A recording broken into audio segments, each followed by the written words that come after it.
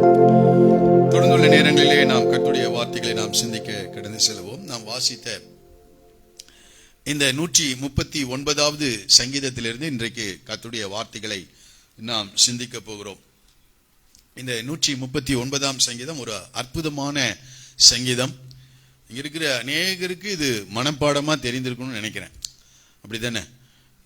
சிறு பிள்ளைகளிலிருந்து சண்டே ஸ்கூல்ல இந்த சங்கீதத்தை என்ன செய்ய சொல்லுவாங்க? இந்த சங்கீதத்தை மனப்பாடம். 23ஆம் சங்கீதம் எப்படி நமக்கு மனப்பாடமாய் தெரியுமோ, அநேகருக்கு இந்த சங்கீதம் மிகவும் மனப்பாடமாக இந்த சங்கீதத்தை நாம் அறிந்திருக்கிறோம். பல முறை இந்த சங்கீதத்தை நாம் வாசித்திருக்கிறோம். நானும் கூட அநேக முறை வாசித்திருக்கிறேன், பிரசங்கித்திருக்கிறேன். ஆனால் கடந்த வெள்ளிக்கிழமை மறுபடியுமாக இந்த வார்த்தைகளை வாசிக்க நினைவு கூற கர்த்தர் உதவி செய்தார். கர்த்தர் இந்த வார்த்தை என்னுடைய இருதயத்திலே ஆழமாய் வைத்ததினாலே இந்த வசனங்களிலிருந்து இன்றைக்கு நாம் கர்த்தருடைய வார்த்தைகளை நாம் சிந்திக்க போகிறோம். இந்த சங்கீதம் சொல்லப்பட்டிருக்கிறது ராக தலைவனுக்கு ஒப்புவிக்கப்பட்ட தாவீதின் சங்கீதம். தாவீது எழுதின ஒரு சங்கீதமாக காணப்படுகிறது. தாவீதை குறித்து நமக்கு எல்லாருக்கும் நன்றாய் தெரியும். பெத்லகேம் என்ற ஊரிலே ஈசாயின் குடும்பத்திலே 8வது பிள்ளையாக இந்த தாவீது என்ன செய்கிறார்? பிறக்கின்றார். 8வது பிள்ளையாக அவர் பிறக்கின்றார்.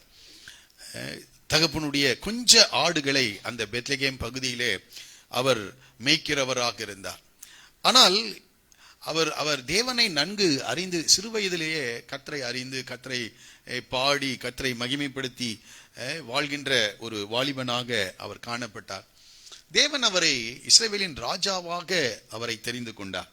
அவருக்கு அநேக தாளந்துகளும் கிருபைகளையும் கர்த்தர் கொடுத்திருக்கிறார். அதை நாம் இப்படி படிக்கலாம். 1 சாமுவேலின் புத்தகம் 16வது அதிகாரம் எடுத்துக்கொள்ளுங்கள். 1 சாமுவேலின் புத்தகம் 16வது அதிகாரத்திலே இந்த தாவீதை குறித்து சொல்லுகின்ற வார்த்தைகளை நாம் படிக்கிறோம். வாசிக்கலாமா? எடுத்துட்டீங்களா? அந்த வசனம் தான் வாசிங்க.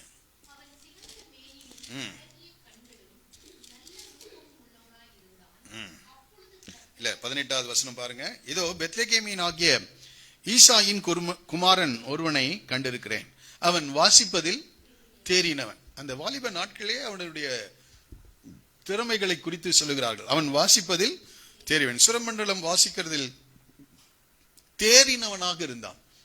ஆமா, எல்லா காரியங்களிலும் நம்ம எப்படி இருக்கணும்? தேறினவர்களாக இருக்க வேண்டும். அடுத்தது அவன் பராக்கிரமசாலி. ரொம்ப மிக மிக முக்கியமான காரியம். சரீரத்தை நன்றாக நான் நினைக்கிறேன் நல்ல பயிற்சி செய்து சரீரத்தை திடகாத்திரமாக வைத்திருந்திருக்கிறார். அவன் பராக்கிரமசாலி. அடுத்தது யுத்த வீரன், காரிய சமர்த்தன், சௌந்தர்யம் உள்ளவன், கர்த்தர் அவனோட கூட இருக்கிறார் என்றான். கர்த்தர் அவனோட கூட இருக்கு. இவ்வளவு காரியங்கள் அவனுடைய 16-17 வயதிலே அவன் பெற்றிருந்தான்.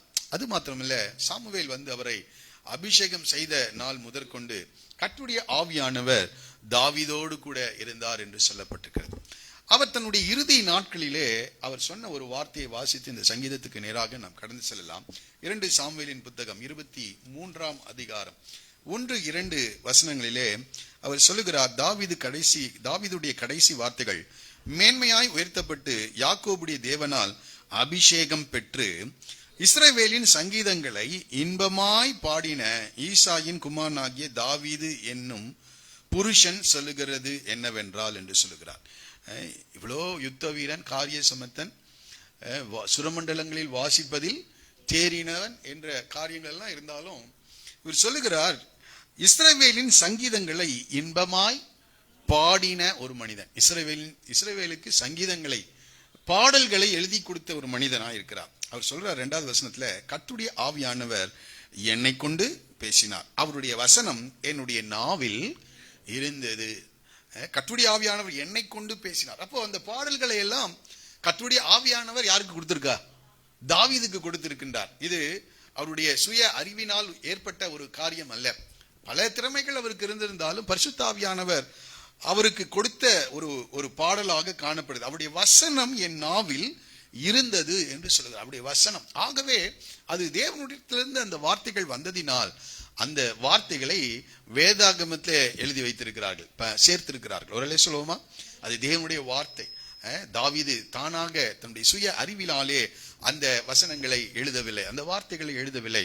அது தேவனிடத்திலிருந்து அது வந்ததினாலே வேதாகமத்திலே ஒரு பகுதியை எழுதும்படியான ஒரு பெரிய பாக்கியத்தை யாருக்கு கொடுத்திருக்கா? தாவீதுக்கு கொடுத்த. ஒரு சாதாரண ஆடு மேய்க்கிறவர். எனக்கு அது படிக்கும்போது ரொம்ப ஆச்சரியமா இருந்தது. இஸ்ரவேலை ஆளுகை செய்யலாம், இஸ்ரவேலை ஆளுகை செய்த அநேகர் இருக்காங்க, அவங்களுடைய வார்த்தைகள் எல்லாம் எழுதப்படவில்லை. ஆனால் இந்த தாவீது இஸ்ரவேலையும் ஆளுகை செய்தார். இஸ்ரவேல் ஜனங்கள் கர்த்தரை ஆராதிக்கும்படியாக பாடல்களையும் அவர் என்ன செஞ்சிருக்கிறார்? எழுதி வைத்து அந்த பாடல்களை வேதாகமத்தில் என்ன செய்யறாங்க? எழுதி வைத்திருக்கிறாங்க. ஒரு சொல்லுவோமா, ஒரு பெரிய ஒரு பாக்கியம். இந்த தாவீதுடைய காரியங்களை நான் நினைவு கூறும்போது ஒரு ஒரு சாதாரண ஒரு மனிதன் அல்ல, ஒரு மிகப்பெரிய ஒரு ஒரு ஒரு நபராக அவர் காணப்படுகிறார். இருக்கட்டும், இந்த காலை வேளை அவர் எழுதின அநேக சங்கீதங்களிலே இந்த 139ஆம் சங்கீதம் தேவனை பற்றிய அவருக்கு இருந்த அறிவு எப்படி இருக்கிறது என்பதை நாம் இங்கே படிக்க போகிறோம். இதுல நான் படித்து ஒரு 5 குறிப்புகள் என்னுடைய கவனத்தை ஈர்த்தது. அதுல முதல் குறிப்பாக நான் சொல்லுகிற காரியம், தேவனுக்கும் மனிதனுக்கும் உள்ள ஒரு தொடர்பு. இன்றைக்கு அநேகர் தேவனை அறியாதவர்களாக, தேவன் எப்படிப்பட்டவர் என்பதை சரியாக அறிந்து உணராதவர்களாக இருக்கிறார்கள். ஆனால் இந்த தாவீது தேவன் எப்படிப்பட்டவர் என்பதை நன்றாக அறிந்து உணர்ந்த ஒரு மனிதனாயிருக்கிறார். முதல் 6 வசனங்கள் இப்படி சொல்லுகிறார், தேவன் நம்மை ஆராய்ந்து அறிந்திருக்கிற தேவனாயிருக்கிறார். தேவன் எப்படிப்பட்டவராம்? ஆராய்ந்து அறிந்திருக்கிற தேவன். ஆராய்ந்துனா சும்மா பார்க்கறது அல்ல, ஆராய்ச்சி செய்யறாங்க பார்த்தீங்களா, பரிசோதனை செய்கிறாங்க. அதுபோல ஒவ்வொரு மனிதனையும் தேவன் பரிசோதித்து அறிகின்ற தேவனாக அவர் காணப்படுகிறார். அதனால்தான் சாமுவேலை பார்த்து சொல்கிறார், மனுஷன் முகத்தை பார்க்கிறான், நான் எப்படி பார்க்கிறேன்? அவனுடைய இருதயத்தை நான் பார்க்கிறேன் என்று சொல்லுகிறார். இந்த முதல் வசனங்களிலே நீங்கள் படித்து பார்ப்பீர்கள் என்றால், கர்த்தாவே நீர் என்னை ஆராய்ந்து அறிந்திருக்கிறீர். தாவீதுக்கு நல்லா தெரியும், இது சும்மா எழுத முடியாது இந்த வார்த்தைகளை.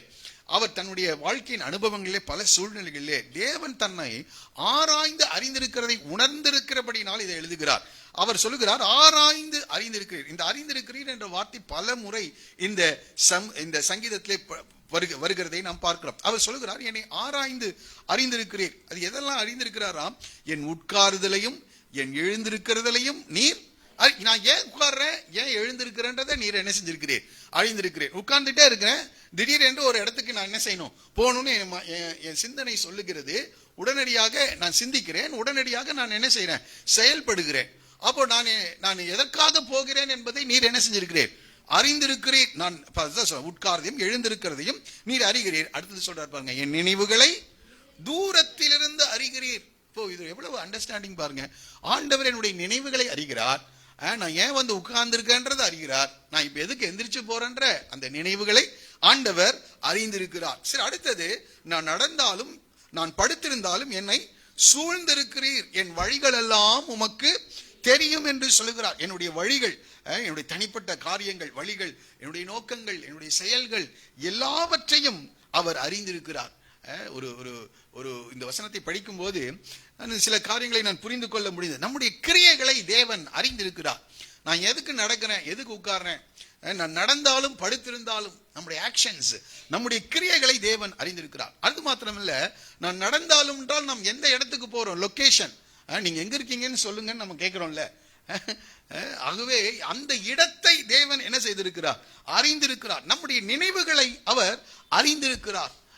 கீழே சொல்ல, நாவில் சொல் பிரவாதத்திற்கு முன்னமே என்று சொல்லுகிறார். அப்போ நம்முடைய வார்த்தைகளை தேவன் என்ன செய்கிறார்?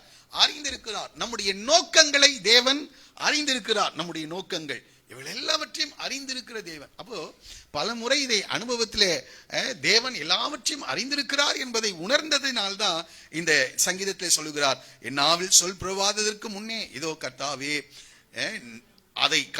அதை எல்லாம் நீர் அறிந்திருக்கிறீர் என்று சொல்லுகிறார். அவை எல்லாம் நீர் அறிந்து. 23வது வசனத்துல பாருங்க, தேவனே என்னை எல்லாத்தையும் உங்களுக்கு தெரியும், ஆனாலும் இன்னொரு தடவை என்ன செய்ய, நீங்க ஆராய்ந்து என் இருதயத்தை அறிந்து கொள்ளும், என்னை சோதித்து என் சிந்தனைகளை அறிந்து கொள்ளும். அறிந்து கொள்ளும்னு பல முறை இந்த சங்கீதத்திலே அவர் சொல்லுகிறார். அவர் அறிந்திருக்கிற தேவனாயிருக்கிறார். பல நேரங்களில் என்னை யாரும் அறியலன்னு நம்ம சொல்றோம். நாம் என்னோடு கூட யாரும் இல்லை என்று சொல்லுகிறோம். நான் தனித்து விடப்பட்ட ஒரு மனிதர்களாக காணப்படுகிறோம் என்று சொல்லுகிறோம். ஆனால் தேவன் நம்மை ஆராய்ந்து அறிந்திருக்கிறவராயிருக்கிறார். பிரைஸ் தி லார்ட், அல்லேலூயா. அங்கே சொல்கிறார், நான் நடந்தாலும் படுத்திருந்தாலும் என்னை சூழ்ந்திருக்கிறேன் என்று சொல்லுகிறார். நான் நடந்தாலும் படுத்திருந்தாலும். கொஞ்சம் யோசிச்சு பாருங்க, யாராவது இப்படி நம்ம கூட இருக்க முடியுமா? எந்த உறவும் இப்படி என்ன செய்யாது, இருக்காது. ஒருவேளை பிள்ளைகள் அப்படி இருப்பாங்க. சில நேரங்களில் பெற்றோர் சொல்லுகிறது, கடைசி வரைக்கும் வெறுப்பான்னு நினைச்சேன், என்ன செஞ்சிட்டான், போயிட்டான்னு சொல்லுகிறதை கேட்டிருக்கிறோம். எந்த உறவுகளும் கடைசி வரைக்கும் இப்படி இருக்காதுங்க. நம்ம உருவான நேரம் முதல் இன்றைய தினம் வரைக்கும், அல்லது நாம் மரித்து அடக்கம் பண்ணப்படுகிற நம்முடைய ஆவி இந்த சரீரத்தை விட்டு பிரிகிற வரைக்கும், நான் நடந்தாலும் படுத்திருந்தாலும் என்ன செய்கிறீர், சூழ்ந்திருக்கிறீர். எவ்வளவு நல்ல ஆண்டவர். ஒரு அல்லேலூயா சொல்லுவோமா? அவன் நல்ல ஒரு தேவனா இருக்கிறார். என் நடந்தாலும் படுத்திருந்தாலும் என்னை சூழ்ந்திருக்கிறேன். என்னுடைய கிரியைகள் உமக்கு தெரியும், என்னுடைய கிரியைகள் உமக்கு தெரியும். நம்முடைய பிரயாசங்களை தேவன் அறிந்திருக்கிறார். அதை புரிந்து கொள்வதற்காக வெளிப்படுத்தின விஷயம் 2-3 அதிகாரத்திலே அந்த 7 சபைகளுக்கு சொல்லும் போது ஆண்டவர் சில காரியங்களை அவர் சொல்லுகிறதை நாம் படிக்கலாம். அப்பதான் அது சரியா நமக்கு புரியும். நாம பல நேரங்களில் நாம் அறிகிறோம், என்னை யாரும் அறியல அப்படின்னு நினைக்கிறோம். ஆனா ஆண்டவர் பாருங்க, 3வது வசனங்களை பாருங்க, 2வது வசனத்துல 2ஆம் அதிகாரம் 2வது வசனத்துல, உன் கிரியைகளையும் உன் பிரயாசத்தையும் உன் பொறுமையும் நீ பொல்லாதவர்களை சகிக்க கூடாமல் இருக்கிறதையும், அப்போஸ்தலர் இல்லாதவர்கள் தங்களை அப்போஸ்தலர் என்று சொல்லுகிறதை நீ சோதித்து அவர்களை பொய்யர் என்று கண்டறிந்ததையும், நீ சகித்துக் கொண்டிருக்கிறதையும், நீ பொறுமையாய் இருக்கிறதையும், என் நாமத்து நிமித்தம் இளைப்படையாமல் பிரயாசப்பட்டதையும் அறிந்திருக்கிறேன். இந்த சபைக்கு தெரியல. எபேசு சபை என்ன நினைக்குது, ஆண்டவர் எங்களை விட்டுட்டாரு, ஆண்டவர் எங்களை கண்டுக்கவே இல்லை, அவருக்கு நான் செய்யற காரியங்கள்லாம் தெரியுதா அப்படின்னு அறியாதவர்களா இருக்கிறாங்க. ஆனால் ஆண்டவர் தமது தூதனை கொண்டு அல்லது தேவ ஊழியரை கொண்டு சொல்லுகிறார், உன் கிரியைகளை நான் என்ன செய்திருக்கிறேன், அறிந்திருக்கிறேன். இந்த காலவேளை உங்களுடைய குடும்பத்துக்காக நீங்க படுகிற பிரயாசங்களை தேவன் என்ன செஞ்சிருக்கிறார், அறிந்திருக்கிறார். தேவ ராஜ்யத்துக்காக நீங்கள் செய்கிற பிரயாசங்களை தேவன் அறிந்திருக்கிறார். அது சொல்றாரு, கிரியைகள் மாத்திரம் இல்ல, பிரயாசப்படுறீங்க, அதை சொல்றார், உன் பிரயாசத்தையும். அடுத்தது, சில நேரங்கள்ல பொறுமையா இருக்க வேண்டிய காரியம் இருக்குது, அதை கூட என்ன செய்யறேன், நீ பொறுமையா இருக்கிறத நான் பார்த்துட்டே இருக்கேன். ஏனென்றால் அவர் நடந்தாலும் படுத்திருந்தாலும் எதை செய்தாலும் என்ன செய்கிறார், என்னை சூழ்ந்திருக்கிறார், என்னை பார்த்து கொண்டிருக்கிறார். பல நேரங்களில் நம்ம சொல்றோம், என் பொறுமையை யாருக்கு தெரியுங்க அப்படின்னு. ஆண்டவர் சொல்றார், உன் பொறுமையை நான் என்ன செய்கிறேன், அறிந்திருக்கிறேன். சில நேரங்கள்ல மற்றவர்களை நம்ம சகிக்க முடியல. அவர் சொல்றாரு, நீ பொல்லாதவர்களை சகிக்க கூடாமல் இருக்கிறதை. சில நேரம் நம்ம கத்தி விட்டுறோம் பாத்தீங்களா? ஆமா ஆமா, பிரச்சனை பண்ணி விட்டுறோம். என்ன நானும் அமைதியா இருக்கேன், நீ பார்த்தா என்ன செய்யற, செஞ்சுட்டே இருக்கேன். பொல்லாதவர்களை சகிக்க கூடாமல் இருக்கிறது. சில நேரங்கள்ல அந்த தவறுகளை பார்க்கும் போது சகிக்காமல், அதையும் அவர் என்ன செய்கிறாராம், சில நேரங்கள்ல அதை சகிக்கிறோம், வேற வழியில பேச முடியாது. அது சொல்றாரு 3வது வசனத்துல, நீ சகித்து, அங்க என்ன சொல்றாரு, நீ சகிக்க கூடாமல் இருக்கிறதையும் அறிந்திருக்கிறேன், நீ சகிக்கிறதையும். எல்லாத்தையும் அவருக்கு எதுக்கு நான் இதை சொல்றேன்னா, பல நேரத்துல நம்மளால முடியறது இல்லை. அதுக்காக எதையும் பண்ணிடாதீங்க, தவறு செய்திருக்க கூடாது. நீ சகிக்கிறதையும் அறிந்திருக்கிறேன், நீ சகிக்காமல் இருக்கிறதை. குடும்பங்களை சில நேரங்கள் அப்படியெல்லாம் நடக்குது. அது எல்லாத்தையும் நான் ஏன் சொல்றேன்னா, நம்முடைய தேவன் நம்மை சூழ்ந்திருக்கிறார். அதுதான் ரொம்ப மிக முக்கியம். தேவன் உன்னை ஆராய்ந்து அறிந்திருக்கிறார். நீ என்ன செய்யற, சகிக்க கூடாம ஏதாவது பேசக்கூடாதெல்லாம் பேசுற, அதையும் நான் என்ன செய்திருக்கிறேன், அறிந்திருக்கிறேன். சகித்துக் கொண்டிருக்கிறதையும், அடுத்தது பொறுமையாய் இருக்கிறதையும், என் நாமத்து நிமித்தம் இளைப்படையாமல் பிரயாசப்பட்டதையும் நான் என்ன செய்திருக்கிறேன், அறிந்திருக்கிறேன் என்று சொல்லுகிறார். 9வது வசனம் பாருங்க, உன் கிரியைகளையும், அடுத்தது உன் உபத்திரவத்தையும். சில நேரங்களில் நம்ம செய்யறோம், என் உபத்திரவம் யாருக்குமே தெரியலைங்க, நான் படுற பிரயாசம், நான் வடிக்கிற கண்ணீர். ஆண்டவர் சொல்றாரு, உன் கிரியைகளையும் உன் உபத்திரவத்தையும். கீழே நீங்க படிச்சு பார்த்தீங்கன்னா, சாத்தானுடைய கூட்டமாயிருக்கிறவர்கள் செய்யும் உன்னை தூஷிக்கிறாங்க பாருங்க, அதை கூட நான் என்ன செஞ்சிருக்கேன், அறிந்திருக்கிறேன். உங்களுக்கு முன்னாடி தூஷிக்கிறவனையும் அறிந்திருக்கிறேன், பின்னாடி தூஷிக்கிறவனையும் அறிந்திருக்கிறேன். அந்த வார்த்தைகளை நான் அறிந்திருக்கிறேன். இந்த காலையிலே உங்களை உற்சாகப்படுத்தும்படி சொல்லுகிறேன். கர்த்தர் எல்லாவற்றையும் அறிந்திருக்கிற தேவனாயிருக்கிறார். சாத்தானுடைய கூட்டமாயிருக்கிறவர்கள் செய்யும் தூஷணத்தை அறிந்திருக்கிறேன் என்று சொல்லுகிறார். 13வது வசனத்துல, உன் கிரியைகளையும் சாத்தானுடைய சிங்காசனம் இருக்கிற இடத்தில் நீ குடியிருக்கிறதையும். சுற்றிலும் யாரு இருக்கா, நமக்கு யாரு, சாத்தானில தான் அவனால் தூண்டப்பட்டு கிரியை செய்கிற மனிதர்கள் நடுவில் என்ன செஞ்சிடறாரு, சில நேரங்கள் உட்கார வச்சிடுறாரு. அதையும் ஆண்டவர் அவர் தான் கொண்டு போய் உட்கார வைக்கிறார்.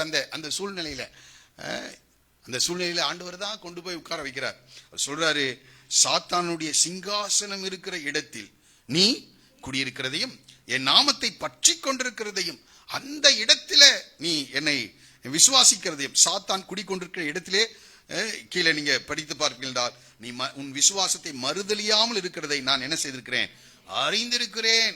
அடுத்தது 19வது வசனத்துல உன் கிரியைகளையும் உன் அன்பையும் அறிந்திருக்கிறேன் என்று சொல்கிறார். சொல்லுவோமா, உன்னுடைய அன்பு, ஆண்டவர் மேல் நீ வைத்திருக்கிற அன்பு அது யாருக்கும் தெரியாது. ஆனா ஆண்டவர் சொல்றார், உன் அன்பையும், அந்த அன்பு நிமித்தம் நீ செய்கிற ஊழியத்தையும், உன் விசுவாசத்தையும், உன் பொறுமையும், நீ முன்பு செய்த கிரியைகளையும் பின்பு செய்கிற கிரியைகள் அதிகமா இருக்கிறதையும். சிலர் முன்பு செய்த கிரியைகளை விட பின்பு என்ன செஞ்சாங்க, கிரியைகள் கொஞ்சம் கம்மியா, அதையும் அறிந்திருக்கிறார். அப்ப பாருங்க, ஆண்டவர் சொல்றார், பொறுமையா இருக்கிறத அறிந்திருக்கிறேன், உன்னுடைய அன்பு அறிந்திருக்கிறேன், உன் ஊழியத்தை அறிந்திருக்கிறேன், நீ கிரியை செய்கிறதை, அதிகமாய் கிரியை செய்கிறதை நான் அறிந்திருக்கிறேன். 23 வரும்போது, நானே உள்ளிந்திரியங்களையும் இருதயங்களையும் ஆராய்கிற தேவன் என்று சொல்லுகிறார். ஆராய்கிற தேவன் 3வது அதிகாரத்துக்கு பாருங்க, சர்தை சபைக்கு சொல்லும் போது சொல்லுகிறார், உன் கிரியைகளை அறிந்திருக்கிறேன் அது சொல்றார். அடுத்து சொல்றார், நீ உயிர் உள்ளவன் என்று பெயர் கொண்டிருந்தும் எப்படி இருக்க, செத்தவனா இருக்கு. ஆவிக்குரிய ஜீவியத்துல இப்ப என்ன ஆயிடுச்சு, நல்லாதான் இருந்த, ஆனா இப்போ என்ன இல்ல, உன்னிடத்துல ஆவிக்குரிய வாழ்க்கையில ஒரு ஜீவன் இல்ல, நீ செத்தவனாய் இருக்கிறாய் என்று ஆண்டவர் சொல்லுகிறார். 8வது வசனத்துல, உன் கிரியைகளை அறிந்திருக்கிறேன், உனக்கு கொஞ்சம் பலன் இருக்கிறதும் நீ என் நாமத்தை மறுதலியாமல் என் வசனத்தை கை கொண்டதினாலே. அப்ப பாருங்க, கொஞ்சம் பலன் தான் இருக்கு, கொஞ்சம் தான் ஆண்டவர் அறிந்திருக்கேன், ஆனா வசனத்தை மறுதலியாமல் வசனத்தை கை கொண்டதினாலே அதையும் என்ன செய்திருக்கிறேன். இப்படி எல்லாவற்றையும் தேவன் என்ன செய்கிறார், அறிகிறார். ஆனால் பல நேரங்களிலே தேவன் நம்மை அறிந்திருக்கிறார் என்பதை நாம் அறியாதவர்களாக காணப்படுகிறோம். அறியாதவர்களாக நாம் காணப்படும். தேவனுடைய கண்கள், அப்படியே கண்கள், அதை குறித்து படிக்கலாம், வாசிக்கலாம். எபிரேயர் எழுதின நிருபம் 4ஆம் அதிகாரம் 13வது வசனம். எபிரேயர் 4:13. அவருடைய பார்வைக்கு மறைவான சிருஷ்டி ஒன்றுமில்லை, சகலமும் அவருடைய கண்களுக்கு முன்பாக நிர்வாணமாயும் வெளியரங்கமாயும் இருக்கிறது. கணக்கு ஒப்புவிக்க வேண்டியவர்களாக இருக்கிறோம். அவருக்கு நாம் எல்லாத்தையும் அவர் பார்க்கிறார்.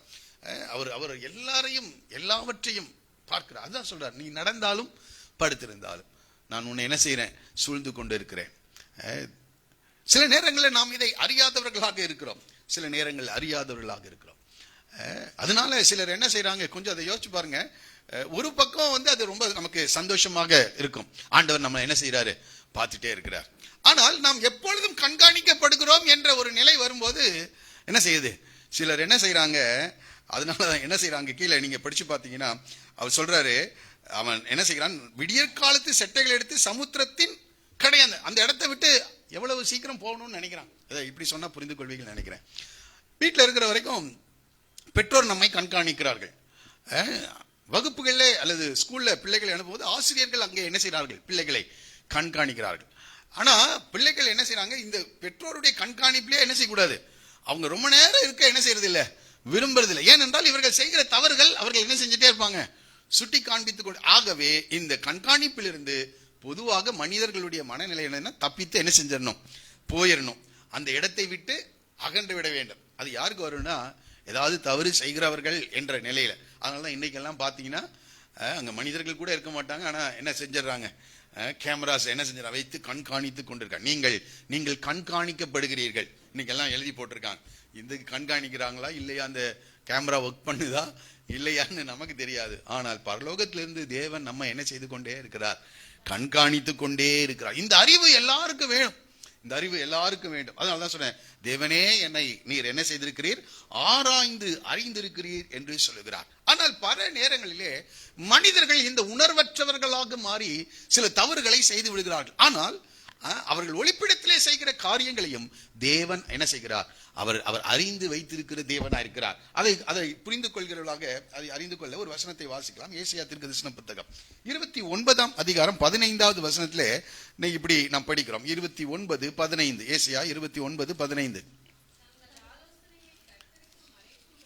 தங்கள் ஆலோசனையை கர்த்தருக்கு மறைக்கும்படிக்கு மறைவிடங்களில் ஒளித்து தங்கள் கிரியைகளை அந்தகாரத்தில் நடப்பித்து நம்மை காண்கிறவர் யார், நம்மை அறிகிறவர் யார் என்கிறவர்களுக்கு, இது தேவனை பற்றிய சரியான புரிதல் இல்லாத மனிதர்கள். என்ன படிக்கும் போது இப்படிப்பட்ட மனிதர்கள் பரிசுத்தவான்களாகவும் என்ன செஞ்சிருக்காங்க, இருந்திருக்காங்க. ஆகவே இன்றைக்கு இதை அடிப்படையில் தான் நாம் படிக்க போறோம். பாருங்க, இந்த வசனத்தை எல்லாரும் சேர்ந்து வாசிங்க. 15வது வசனம் 29:15 எல்லாரும் சேர்ந்து வாசிப்போமா? தங்கள் ஆலோசனையை கர்த்தருக்கு மறைக்கும்படிக்கு மறைவிடங்களில் ஒளித்து தங்கள் கிரியைகளை அந்தகாரத்தில் நடப்பித்து நம்மை காண்கிறவர் யார், நம்மை அறிகிறவர் யார் என்கிறவர்களுக்கு, ஐயோ, அந்த காலத்துல நடப்பித்தாலும் ஆண்டவருக்கு அதான் சார், இரவும் முக்கிய எப்படி இருக்குமா, பகலை போல வெளிச்சமாயிருக்கும் என்று தாவீது அறிந்திருக்கிறார். ஆகவே சிலர் என்ன நினைக்கிறாங்க, அந்த காலத்திலே ஒளித்து இந்த காரியத்தை செய்யறதுனால யாருக்கும் என்ன செய்யாது, தெரியாது. ஆனால் எல்லாவற்றையும் கர்த்தர் பார்த்து கொண்டிருக்கிறார் என்ற ஒரு உணர்வு நமக்கு வேணும், எல்லாம் வேணும். சில பரிசுத்தவான்கள் சில ஏரியாவில் இது கர்த்தருக்கு தெரியாது அப்படின்னு நினைச்சு சில காரியங்களை செய்திருக்கிறார்கள். அதை எப்படி கர்த்தர் வெளியே கொண்டு வருகிறார் என்பதை நாம் சொல்லி அடுத்த குறிப்புக்கு நான் கடந்து சில காரியங்கள் இது நமக்கு தெரியணும், அதுக்காக நான் இதை சொல்ல விரும்புகிறேன். முதலாவதாக காயினை குறித்து நாம் படிக்க போகிறோம். காயின் தன் சகோதரனை பகைக்கிறான். காயின் பகைக்கிறான். அது ஆண்டவருக்கு தெரியாதுன்னு நினைக்கிறான். ஆனா ஆண்டவர் எல்லாவற்றையும் என்ன செஞ்சிருக்கிறார், அறிந்திருக்கிறார். அதுல நமக்கு தெரிந்த காரியம் என்னன்னா, காயினும் ஆபேலும் கர்த்தருக்கு என்ன செய்தார்கள், பலி செலுத்த போனார்கள். காயினுடைய வாழ்க்கை சரியில்லாததினாலே காயினுடைய பலியை கர்த்தர் அங்கீகரிக்கவில்லை. காயினையும் அவன் காணிக்கையையும் கர்த்தர் என்ன செய்யல, அங்கீகரிக்கல. அப்படின்னா என்ன அர்த்தம்னா, ரெண்டு பேரும் பலிபீடங்களை கட்டி கர்த்தரை தொழுது கொள்ளும் போது ஆபேலுடைய பலியின் மேல் கர்த்தருடைய அக்கினி இறங்குகிறது, காயினுடைய பலியின் மேல் அக்கினி என்ன செய்யல, இறங்கல. இதை பார்த்த உடனே இந்த இந்த இந்த இந்த காயினுக்கு என்ன உண்டாகிறது பாருங்க. காயினுக்கு மிகவும் எரிச்சல் உண்டாகி அவன் முக நாடி, ஆண்டவர் அதை பார்த்துட்டே இருக்கிறார், அவனுக்கு எரிச்சல் உண்டாகுது. கர்த்தர் அவனுக்கு முக நாடி என்ன செய்கிறது, வேறுபடுகிறது. அப்போ பாருங்க, காயினையும் அவன் காணிக்கையும் அங்கீகரிக்கவில்லை. அப்பொழுது கர்த்தர் காயினை நோக்கி, உனக்கு ஏன் எரிச்சல் உண்டாயிற்று, உன் முகநாடி ஏன் வேறுபட்டது. அப்ப பாருங்க, எல்லாவற்றையும் கர்த்தர் பார்க்கிறார். நம்முடைய ஃபேஸ் உடைய காரியம் மாறுது. கோபம் வந்தா என்ன செய்யும், முகம் மாறு. அதை கூட ஆண்டவர் என்ன செய்யறார், பார்க்கிறார். அதனால ரொம்ப கவனம் உள்ளவர்களாக இருக்க வேண்டும். நாம் எப்பொழுதும் தேவனால் கண்காணிக்கப்படுகிறோம், அதை மறந்துடாதீங்க. சரி, ஓகே. இங்க கீழே படிச்சு அவர் சொல்றாரு, அவன் பாருங்க, அவன் செய்யறான், நீ நன்மை செய்தால் மேன்மை இல்லையோ. அப்ப நீ என்ன செய்யல, நன்மை செய்ய, அதுக்கு பதிலாக என்ன செஞ்சுட்டு இருக்கான், தீமைகளை செய்து கொண்டிருக்கிறான். உனக்கு ஏன் எரிச்சல் உண்டாயிற்று, உன் முகநாடி ஏன் வேறுபட்டது என்றெல்லாம் கேட்கிறார். 8வது வசனத்துல, காயின் தன் சகோதரனாகிய ஆபேலோடு பேசினான். இப்ப பாருங்க, ஆண்டவர் இதை சொன்ன உடனே எல்லாம் மாறினது போல வெளியே தெரியுது. ஆனா உள்ளுக்குள்ள என்னத்தை வச்சிட்டு இருக்கிறான், கோபத்தையும் பகையும் என்ன செய்கிறான், அவன் வைத்துக் கொண்டு இருக்கிறான். அந்த எரிச்சல், அந்த கோபம் அவன் இடத்துல என்ன செஞ்சுட்டே இருக்குது. கோபம் எல்லாருக்கும் வரதான் செய்யும். கோபம் யாருக்கும் வராது அப்படின்னு சொன்னா அவங்க மனிதர்களே இருக்க முடியாது. ஏனென்றால் கோபம் என்பது ஒரு உணர்ச்சி. பல உணர்ச்சிகளை தேவன் என்ன செஞ்சிருக்கார், சரீரத்துல வைத்திருக்கிறார். கோபத்தை குறித்து ஒரு நாள் பேசியிருக்கேன், அதனால நான் ரொம்ப சொல்லல, புதிதாக இருக்கிறவர்களுக்காக. கோபம் என்பது உணர்ச்சி. அந்த உணர்ச்சியை ஒரு நல்ல காரியத்துக்காக தான் என்ன செஞ்சிருக்கிறார், கொடுத்திருக்கிறார். ஆனால் அதை அடக்கி ஆள வேண்டும். அதை என்ன செய்யணும், அடக்கி ஆள வேண்டும். இவனுக்கு கோபம் வந்துருச்சு. ஆண்டவர் இந்த என்னுடைய பலியை அங்கீகரிக்கவில்லை, இந்த ஆபேலுடைய பலியை அங்கீகரித்து விட்டார் என்று சொல்லும்போது இந்த ஆபேலின் மேல் அவனுக்கு என்ன வருது, கோபம் வருகிறது, எரிச்சல் வருகிறது. அந்த எரிச்சல் உடனே அந்த சொல்றதுக்கு இந்த ஒரு வசனத்தை வாசிச்சா அது நல்லா புரிஞ்சிடும் நினைக்கிறேன். வாசிக்கலாம். 30ஆம் சங்கீதம் 5வது வசனத்துல ஆண்டவருடைய கோபத்தை குறித்து படிக்கிறோம். வாசிக்கலாம். உம்முடைய கோபம், 30ஆம் சங்கீதம் 5வது வசனம். அவருடைய கோபம், உங்க கோபம் எவ்வளவு நிமிஷம் இருக்குது? எல்லாருக்கும் கோபம் வரும். அவருக்கு கோபம் வருது, ஆண்டவருக்கு என்ன வருது, கோபம் வருது. ஆனா அவருடைய கோபம், உங்க கோபம் ஒரு வருஷம். அநேகருடைய கோபம் ஒரு வருஷம், சிலருக்கு கோபம் பல வருஷம். இந்த காலவெளி இந்த வார்த்தைகளை கேட்கிற உங்களை பார்த்து சொல்கிறேன், நாம் பின்பற்றுகிற ஆண்டவருடைய கோபம் ஒரு நிமிஷம். இந்த கோபத்தை குறித்து பேசினா இந்த நிறைய எடுத்துட்டு வந்திருக்கேன், அதனால வேற வழியில் அது போயிடும். அதனால இங்கே நிறுத்துகிறேன். உங்கள் கோபம் எத்தனை நிமிஷம் இருக்குது?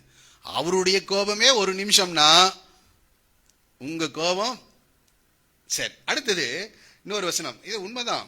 103ஆம் சங்கீதம் 8-9 வசனங்களை படிங்க. 103ஆம் சங்கீதம் 8-9 வசனம். நீடிய சாந்தமும் மிகுந்த கிருபையும் உள்ளவர், அவர் எப்பொழுதும் கடிந்து கொள்ளார், என்றென்றைக்கும்.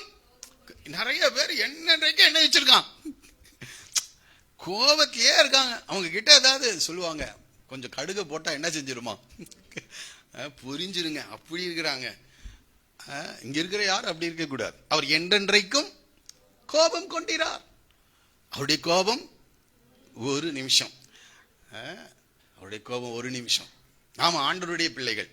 அப்ப பிதாவுடைய நேச்சர், அவருடைய சாயல் நமக்குள்ள என்ன செய்யணும், இருக்கணும். ஆமா, பரலோகத்தில் இருக்கிற உங்கள் பிதா பூரண சர்க்குணர். ஆமா, அவர் என்றென்றைக்கும் கோபம் கொண்டிறார். அவர் இரக்கமும் மனதுருக்கமும் உடைய தேவனா இருக்கிறார். ஆகவே கோபம் யாராவது வந்திருக்கிறீங்கன்னா இந்த கோபத்தை இங்கே வச்சுட்டு போயிடுங்க. அப்படியே கோபம் வந்தாலும் எவ்வளவு நேரம் தான், ஒரு நிமிடம். ஆண்டவருக்கு எப்போதும் அவர் கோபமா இருந்தா நம்மளாம் இருக்க முடியும் நினைக்கிறீங்களா?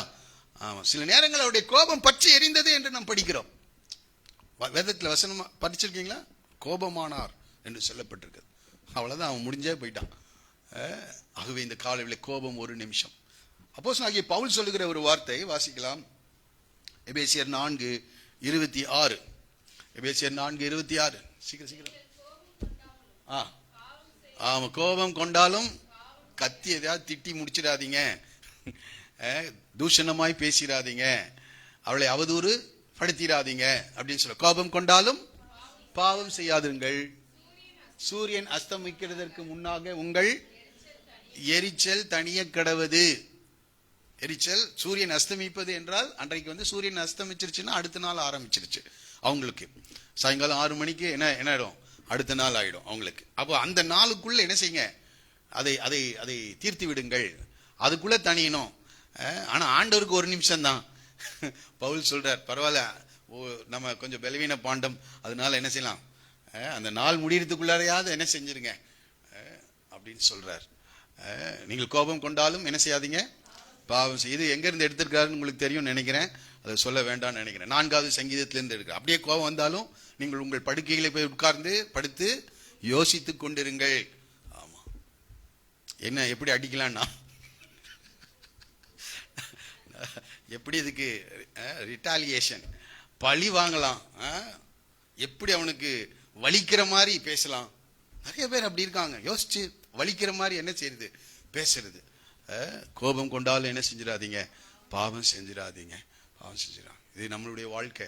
கொஞ்சம் பலவீனமா தான் இருக்கும் நம்ம, ஆனாலும் அதை கட்டுப்படுத்த தேவன் பார்த்து கொண்டு இருக்கிறார். இப்ப இங்கே இந்த காயின் எல்லாத்தையும் செய்யறான். உங்க நாடி வேறுபட்டது, எரிச்சல் ஆனான். அவன் தன் சகோதரனோடு கூட பேசி என்ன செய்யறான், அவர்கள் வயல்வெளியில் இருக்கும் சமயத்தில் தன் சகோதரனாகிய ஆபேலுக்கு விரோதமாய் எழும்பி அவனை என்ன செய்தான், கொலை செய்தான். சகோதரர்களை பகைக்கிறது மனுஷ கொலை பாதகம் என்று. ஆகவே இன்னைக்கு ஒருவேளை எழுத்தின்படி நம்ம கொலை செய்யாவிட்டாலும் பகைக்கிறவர்களா இருக்கிறோமா, இந்த பகை இருதயத்தில் வைத்துக் கொள்ளாதீர்கள்.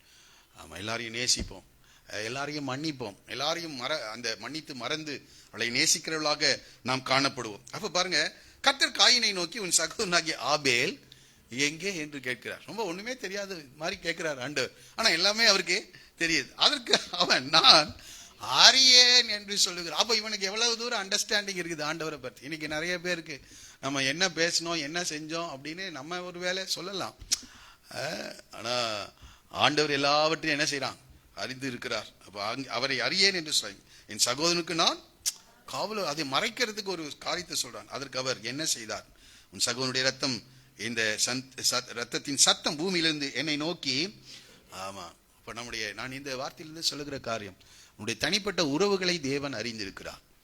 உறவுகள், ஆமா, கணவன் மனைவி, பெற்றோர், பிள்ளைகள், சக ஊழியர்கள், நீங்க வேலை செய்கிற இடங்களிலே இருக்கிற உறவுகளோடு கூட பல ஃப்ரிக்ஷன்ஸ் எல்லாம் வரும், உராய்வு எல்லாம் ஏற்படும். அந்த சமயத்தில் நாம் எப்படி செயல்படுகிறோம் என்பதை கர்த்தர் என்ன செய்கிறார் பார்க்கிறார். அந்த சமயத்தில் நிச்சயமா கோபம் வரும். நமக்கு பிடிக்காத காரியங்களை அவர்கள் செய்யும் போது சில நேரங்களிலே வரும். அது எவ்வளவு சீக்கிரம் அது தணிகிறது. இந்த காலவில் கர்த்தனோடு கூட பேசுகிறார். அதை கர்த்தர் அறிந்திருக்கிறார், உன்னை அறிந்திருக்கிறார். எல்லாவற்றையும் நியாயத்திலே கொண்டு வந்து நிறுத்துவார். ஆகவே தேவன் நம்மை அறிந்திருக்கு. அதற்கு சில நேரங்களில் நம்மளுடைய சார்பாக சில காரியங்களை சொல்லலாம். இவன் சொன்னா பாருங்க, நான் என் சகோதரனுக்கு என்ன காவலாளியோ அப்படின்னு கேட்கிறான். ஒரு வேளை சில காரியங்களை நாம சொல்லலாம், ஆனால் அவர் எல்லாவற்றையும் ஆராய்ந்து அறிந்திருக்கிறார். அவருக்கு எல்லாம் தெரியும். நம்ம அவர்கிட்ட ஒன்றும் சொல்ல முடியாது. இரண்டாவது, ஆகானை குறித்து நான் உங்களுக்கு சொல்லும்படி நிற்கிறேன். அப்போது யோசுவாவின் புத்தகம் 7வது அதிகாரத்திலே ஆகானை குறித்து நாம படிக்கிறோம். இவன் பொருளாசை உள்ளவனாக இருக்கிறான். ஆனால் வெளியே இருக்கிற யாருக்கும் அவன் செய்த தவறு என்ன செய்யல, யோசுவாவுக்கு தெரியல, எலியேசருக்கு தெரியல, அங்க இருக்கிற மூப்பர்களுக்கு தெரியல, யாருக்கும் தெரியல. அந்த எரிகோவை அவர்கள் கைப்பற்றின பிறகு எரிகோவில் இருக்கிற எல்லாத்தையும் எரித்து போட சொல்றார். அக்கினியில தப்புகிற எல்லாம் கர்த்தருடைய ஆலயத்தின் பண்டக சாலையிலே சேர்க்க வேண்டும். ஆனால் அந்த எரிகோவிலே அகப்பட்ட பாபிலோனிய சால்வியும் ஒரு வெள்ளி பாலத்தையும் ஒரு பொன்னையும் அவன் இச்சித்து எடுத்துக்கொண்டான் என்று சொல்லப்பட்டிருக்கு. அதை தன்னுடைய கூடாரத்தின் நடுவிலே புதைத்து வைத்துட்டான். யாருக்கும் தெரியல. 6,3550 குடும்பங்கள் இருக்கிறது. அந்த 6,3550 கூடாரங்கள் இருக்குது. மேல இருந்து பார்த்தா எல்லா கூடாரம் மூடி இருக்கு. எல்லா கூடாரமா தான் இருக்கு. எல்லாரும் அந்த அக்கினிக்கில் தப்பின உலோகங்களை எல்லாம் தேவனுடைய ஆலயத்தின் பண்டக சாலையில கொண்டு போய் கொடுத்துட்டாங்க. ஒரே ஒருத்த மட்டும் தான் என்ன செய்யல, கொடுக்கல. எல்லாரும் கொடுத்துட்டாங்க. அவன் நினைச்சிட்டான் யோசுவாவுக்கு எங்க தெரிய போகுது, யோசுவாவுக்கு எங்க தெரியும். அவன் என்ன ரொம்ப அற்புதமா, நம்ம ஊர் மாதிரி இன்னைக்கு இருக்கிற மாதிரி லாக்கர்ஸ் இல்ல, பேங்க் எல்லாம் இல்ல. அவன் என்ன செஞ்சான், பள்ளத்தை வீட்டுக்குள்ளாரியே பள்ளத்தை தூண்டி என்ன செஞ்சிட்டான், எல்லாத்தையும் புதைத்து. யாருக்கும் தெரியாது என்று நினைக்கிறான். யாருக்கு தெரியாது, யோசுவாவுக்கு தெரியாது. பக்கத்து வீட்டுக்காரங்கள் கூட என்ன செய்யல, தெரியல. ரொம்ப ரொம்ப அந்த காரியத்தை ரொம்ப ரகசியமாக அதை செய்து வைத்து விட்டான். அவனுடைய குடும்பம் மாத்திரம். ஏன்னா வீட்டை தோண்டினா எல்லாருக்கும் தெரிஞ்சிடும் எவ்வளவு பெரிய கூடாரன்னு. எனக்கு தெரியல. அவனு வீட்டாருக்கு மட்டும் தெரியும், யாருக்கும் சொல்ல. எவ்வளவு ரகசியமா தோண்டி இருப்பானோ தெரியல. தோண்டி எல்லாவற்றையும் அவன் அவன் அவன் கரெக்ட் பண்ணி வச்சுட்டான். அடுத்த நாள் யுத்தத்துக்கு போனா ஆயிபட்டினத்துல பெரிய தோல்வி.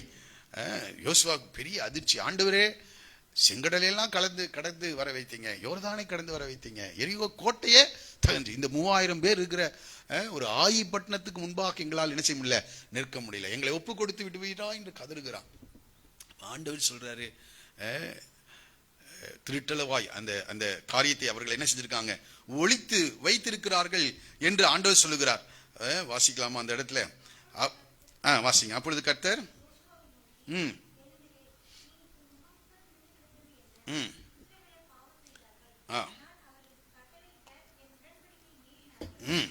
சாபத்தீடானதில் எடுத்துக்கொண்டதும் களவு செய்ததும் வஞ்சித்ததும் தங்கள் பண்டம் பாடிகளுக்குள்ளே வைத்ததும் உண்டே.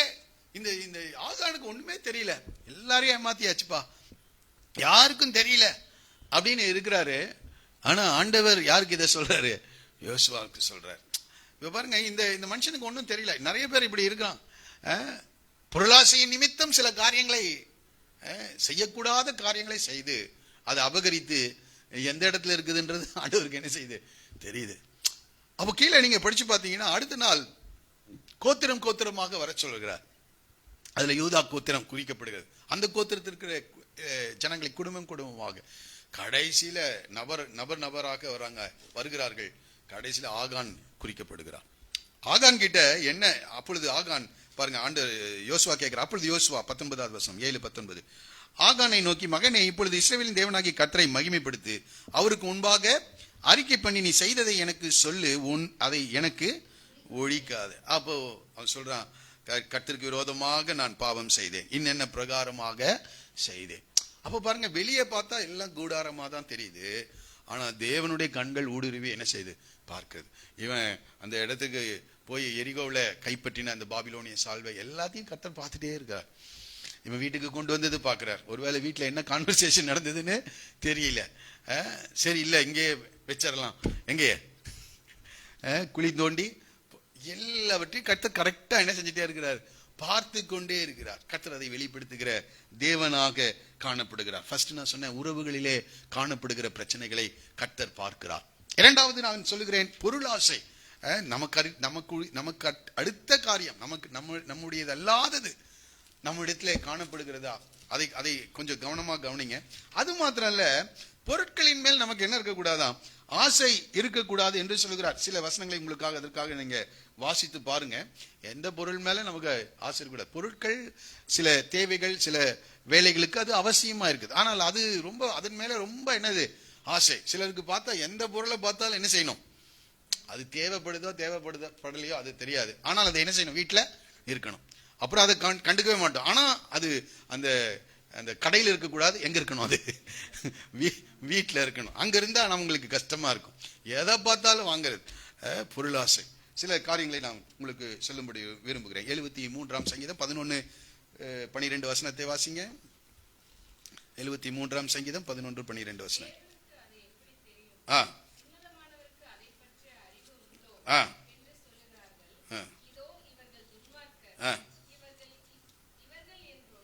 இவர்கள் என்றும் சுகஜீவிகளாயிருந்து, ஆமா, எப்போது சுகஜீவிகளாயிருந்து ஆஸ்தியை பெருக பண்ணுக. இவர்கள் என்றும் சுகஜீவிகளாயிருந்து ஆஸ்திகளை பெருக பண்ணுகிறார். இன்னும் சில வசனங்களை எபேசியர் 5:3 படிங்க. எபேசியர் 5:3.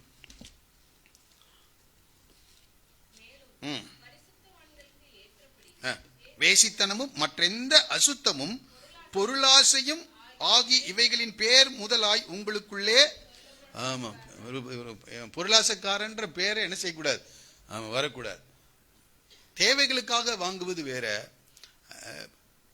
ஆனால் பொருளாசை நிமித்தம் வாங்குவது வேற. பொருளாசை என்ற பேர் முதலாய் அது சொல்றாரு, பரிசுத்தவான்களுக்கு ஏற்றபடி என்று சொல்லுகிறார். பரிசுத்தவான்கள் எதுல இருக்கக்கூடாது, எது இருக்கக்கூடாது, பொருளாசை இருக்கக்கூடாது. அதை இன்னொரு கொலோசியர்லயும் சொல்றார், 3ஆம் அதிகாரம் 5வது வசனம். கொலோசியர் 3:5. ஆகையால் விபச்சாரம், அசுத்தம், மோகம், துர்யிச்சை, விக்கிரக ஆராதனையான பொருளாசை. அப்ப விக்கிரக ஆராதனையாகிய பொருளாசை ஆகிய இவைகளை பூமியில் உண்டு பண்ணுகிற உங்கள் அவயவங்களை அழித்து போடுங்கள் என்று. அப்ப பொருளாசையை உண்டு பண்ணுகிற அவயவம் எதுன்னு யோசிச்சு பார்த்தேன், எனக்கு தெரியல. உங்களுக்கு நீங்க யாராவது கண்டுபிடிச்சீங்கன்னா எனக்கு கொஞ்சம் சொல்லிக் கொடுங்க. பொருளாசையை உண்டு பண்ணுகிற அவயவம் ஏதோ இருக்குது, அந்த இச்சை தூண்டுகிற ஒரு காரியம். அந்த பொருளாசை அதுவே அவயவங்களை என்ன செய்ய சொல்றாரு, அழித்து போடுங்கள் என்று சொல்ற. 1 கொரிந்தியர் 5:1 படிங்க. 1 கொரிந்தியர் 5:1 சொல்லப்படுகிறது.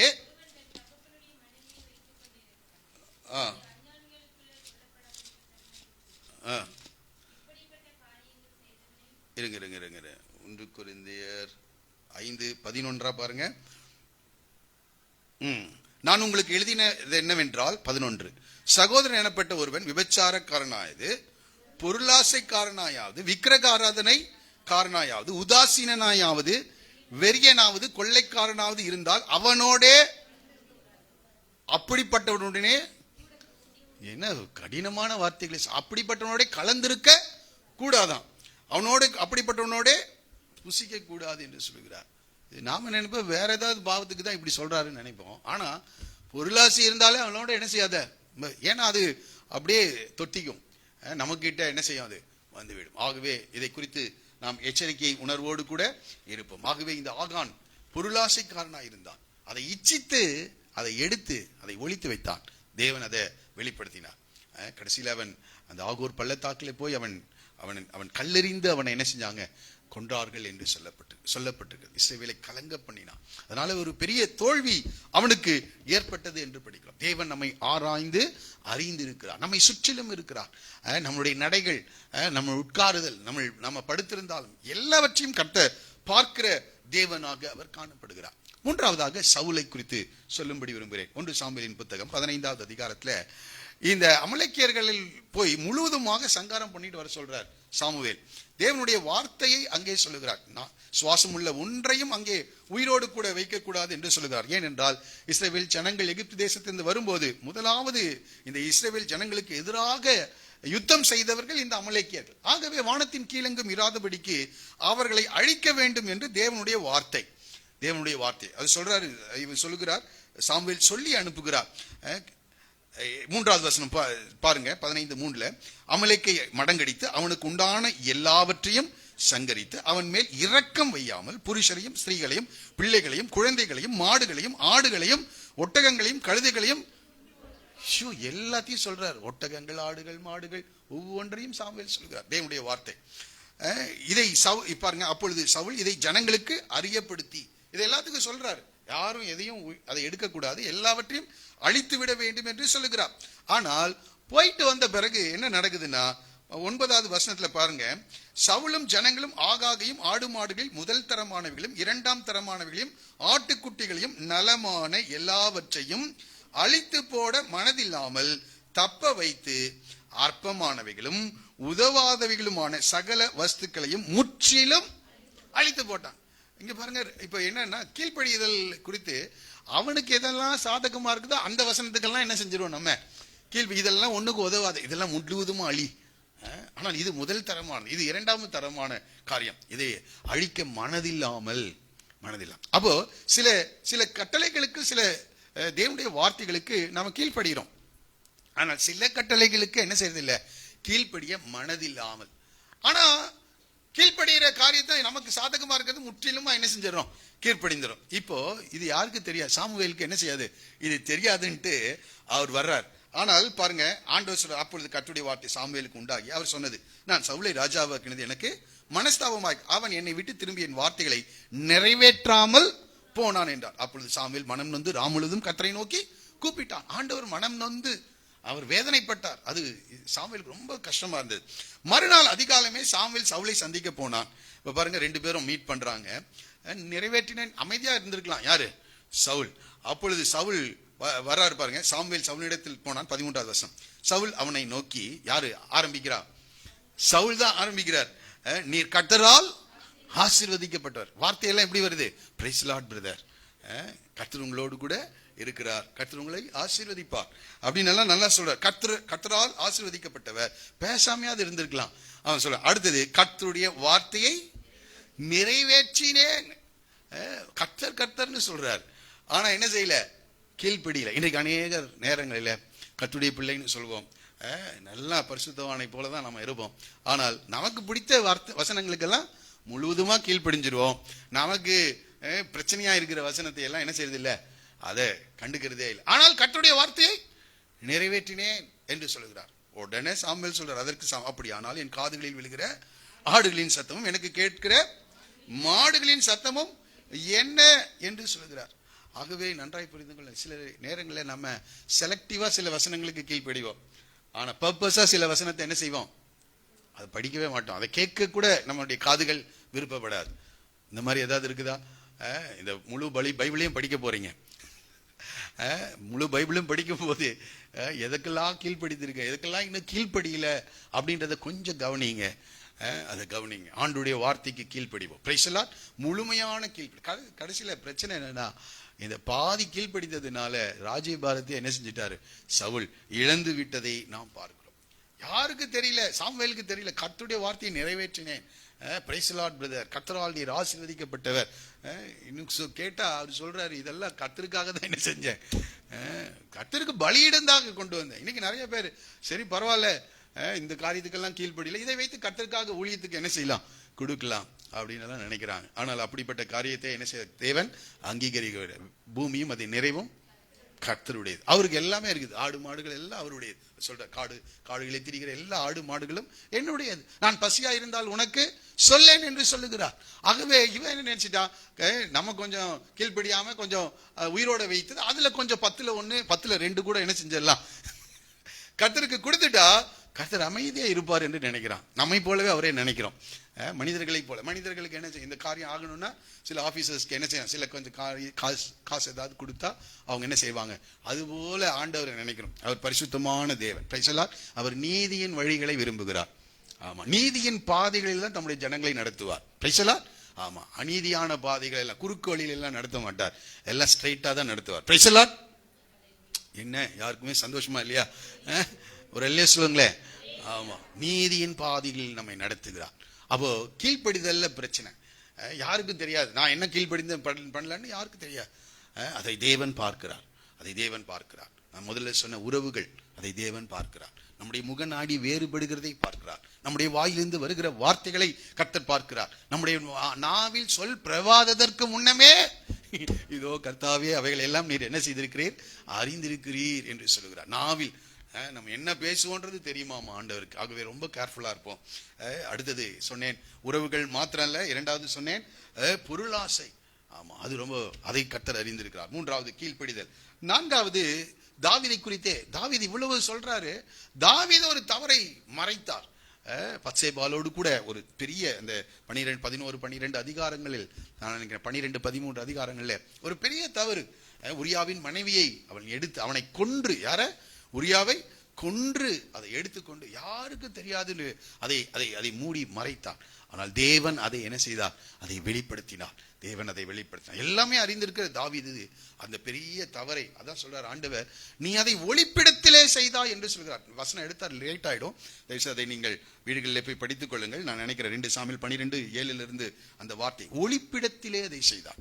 எல்லாருக்கும் கவர் பண்ணிட்டாரு. யாரு? தாவீது. நீ அதை ஒளிப்பிடத்திலே அதை செய்தாய் என்று சொல்லுகிறார்.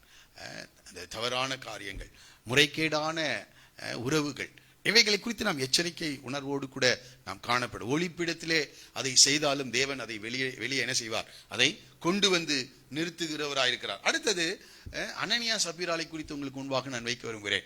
அப்போஸ்தலர் புத்தகம் 5வது அதிகாரம் 1-11 அதிகாரத்திலே அந்த காரியம், அது அவங்க பேதுருக்கு தெரியாதுன்னு நினைச்சிட்டு இருக்கிறாங்க. சில நேரங்கள்ல கர்த்தர் அதை வெளிப்படுத்துகிறது பாருங்க.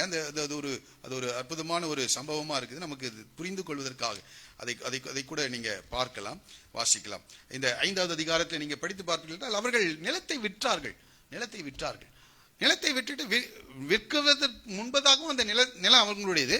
நிலத்தை விற்ற பிறகும் அந்த கிரயம் அவர்களுடைய. ஆனால் இவர்கள் என்ன செய்யறாங்க, ஒரு பங்கை எடுத்து வைத்து விட்டு மீதி பங்கை தான் தேவனுடைய சமூகத்துக்கு கொண்டு வர. ஆனா எப்படி கொண்டு வர்றாங்கன்னா, முழுசா கொண்டு வர்றது போல என்ன செய்யறாங்க, இதுதான் மாய்மாலம். நான் சொல்றது முழுதா கொண்டு வர்றது போல அதை கொண்டு வந்து வைக்கிறாங்க. அப்பதான் பேதுரு கேட்கிறார், இவ்வளவுக்கு தானா நீங்கள் விற்றீர்கள் என்று அங்கே கேட்கிறார். இவ்வளவுக்கு தானா விற்றீர்கள் என்று கேட்கிறார். பாருங்க, பேதுரு அவனை நோக்கி, அனனியாவே, நிலத்தின் கிரயத்தில் ஒரு பங்கை வஞ்சித்து வைத்து பரிசுத்தாவினிடத்தில் பொய் சொல்லும்படி சாத்தான் உங்கள் இருதயத்தை நிரப்பினது. அவ பிசாசோடு கூட என்ன செஞ்சிட்டான், ஐக்கியம் ஆயிட்டான், நிரப்பிட்டான், பிசாசின் ஆளுகைக்குள்ள போயிட்டான். அதுக்கப்புறம் இங்க வந்து என்ன செய்யறான், பொய் சொல்லுகிறவனாக இருக்கிறான் அவன்.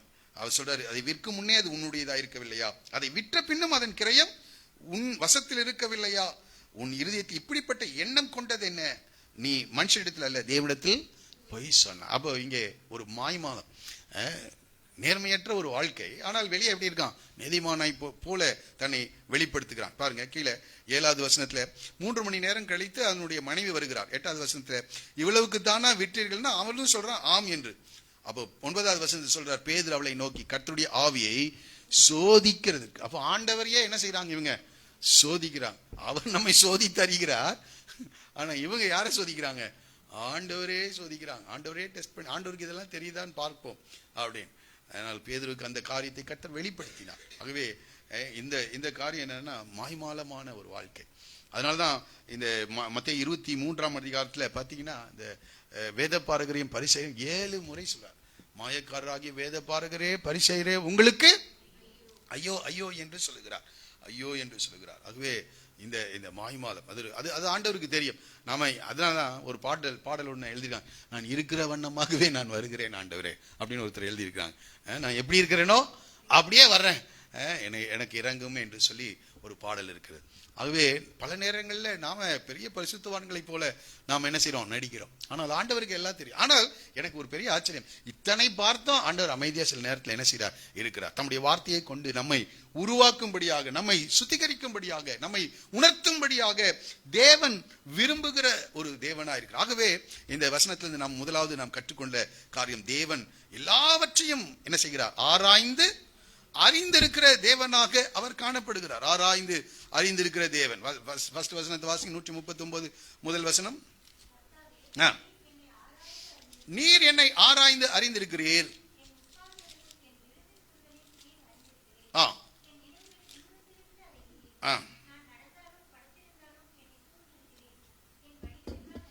சரி, என் நாவில் சொல் பிரவாதத்திற்கு முன்னே இதோ கர்த்தாவே அதையெல்லாம் நீர் அறிந்து. இப்ப பாருங்க, முற்புறத்திலும் பிற்புறத்திலும் நீர் என்னை நெருக்கி உமது கரத்தை என் மேல். ஆண்டவர் நெருக்கிறாரோ அப்படின்னு கூட நான் நினைச்சேன். ஆனால் மற்ற மொழிபெயர்ப்புகளை படித்து பார்க்கும்போது ஆண்டவர் நம்முடைய எல்லைகளை வேலி அடைக்கிறாராம். அங்க அதுதான் சொல்றார், ஹெட்ஜஸ் என்ற வார்த்தை சொல்லப்பட்டிருக்கு. நம்முடைய எல்லைகளை அவர் என்ன செய்கிறார், வைத்திருக்கிறார். நம்முடைய எல்லைகளை குறிப்பிட்டு அந்த எல்லைக்கு மேல தம்மை தாண்டாதபடிக்கு அந்த எல்லைகளை முன்குறித்து வைத்து உம்முடைய கரத்தை என் மேல் வைக்கிறீர் என்று சொல்லுகிறார். உடைய கரத்தை, உடைய ஆளுகை, கரம் என்பது ஆளுகை குறிக்கிறது. ஆளுகையிலே என்னை வைத்திருக்கு. இந்த அறிவு எனக்கு மிகுந்த ஆச்சரியமும் எனக்கு எட்டாத உயரமுமாய் இருக்கிறது என்று சொல்லுங்க. இந்த அறிவு, இவ்வளவு தேவன் என்னை பார்க்கிறாரே, இது எனக்கு எப்படி இருக்குது, இந்த அறிவு எட்டாத உயரம். சில நேரத்தில் ஆண்டவர் செய்கிற காரியங்கள் நம்முடைய யோசனைகளுக்கு அப்பால் பட்ட காரியமா இருக்கு, ஆச்சரியமா இருக்கிறது, எட்டாத உயரமா இருக்கிறதா. இதே போல இன்னொரு, என்னை நோக்கி கூப்பிடு, நான் உனக்கு மறு உத்தரவு கொடுத்து நீ அறியாததும் உனக்கு எட்டாததுமான பெரிய காரியங்களை உனக்கு உன் சிந்தையிலே வந்திருக்காது, அதை குறித்து நான் என்ன செய்வேன், அறிவிப்பேன் என்று சொல்ல. எட்டாதது. தாவீது ஆராய்ந்து பாருங்க, எவ்வளவு தூரம் என்னை அறிந்திருக்கிறார். இதுல ஒரு அனுபவம் இல்லாமல் இது என்ன செய்ய முடியாது, இந்த வார்த்தைகளை தாவீது எழுதியிருக்க முடியாது. அவன் தேவன் தன்னை பார்க்கிறதை தன்னுடைய வாழ்நாளில் ஒவ்வொரு நாளும் அவன் உணர்கிறதை, உணர்ந்ததினால, அதை அறிந்திருக்கிறதுனால அதை எழுதுகிறார். அநேக நேரங்கள் நம்முடைய ஆவிக்குரிய கண்கள் மறைக்கப்படுகிறது. ஆகாருக்கு ஒரு நாள் அந்த ஆவிக்குரிய கண்கள் திறந்தது.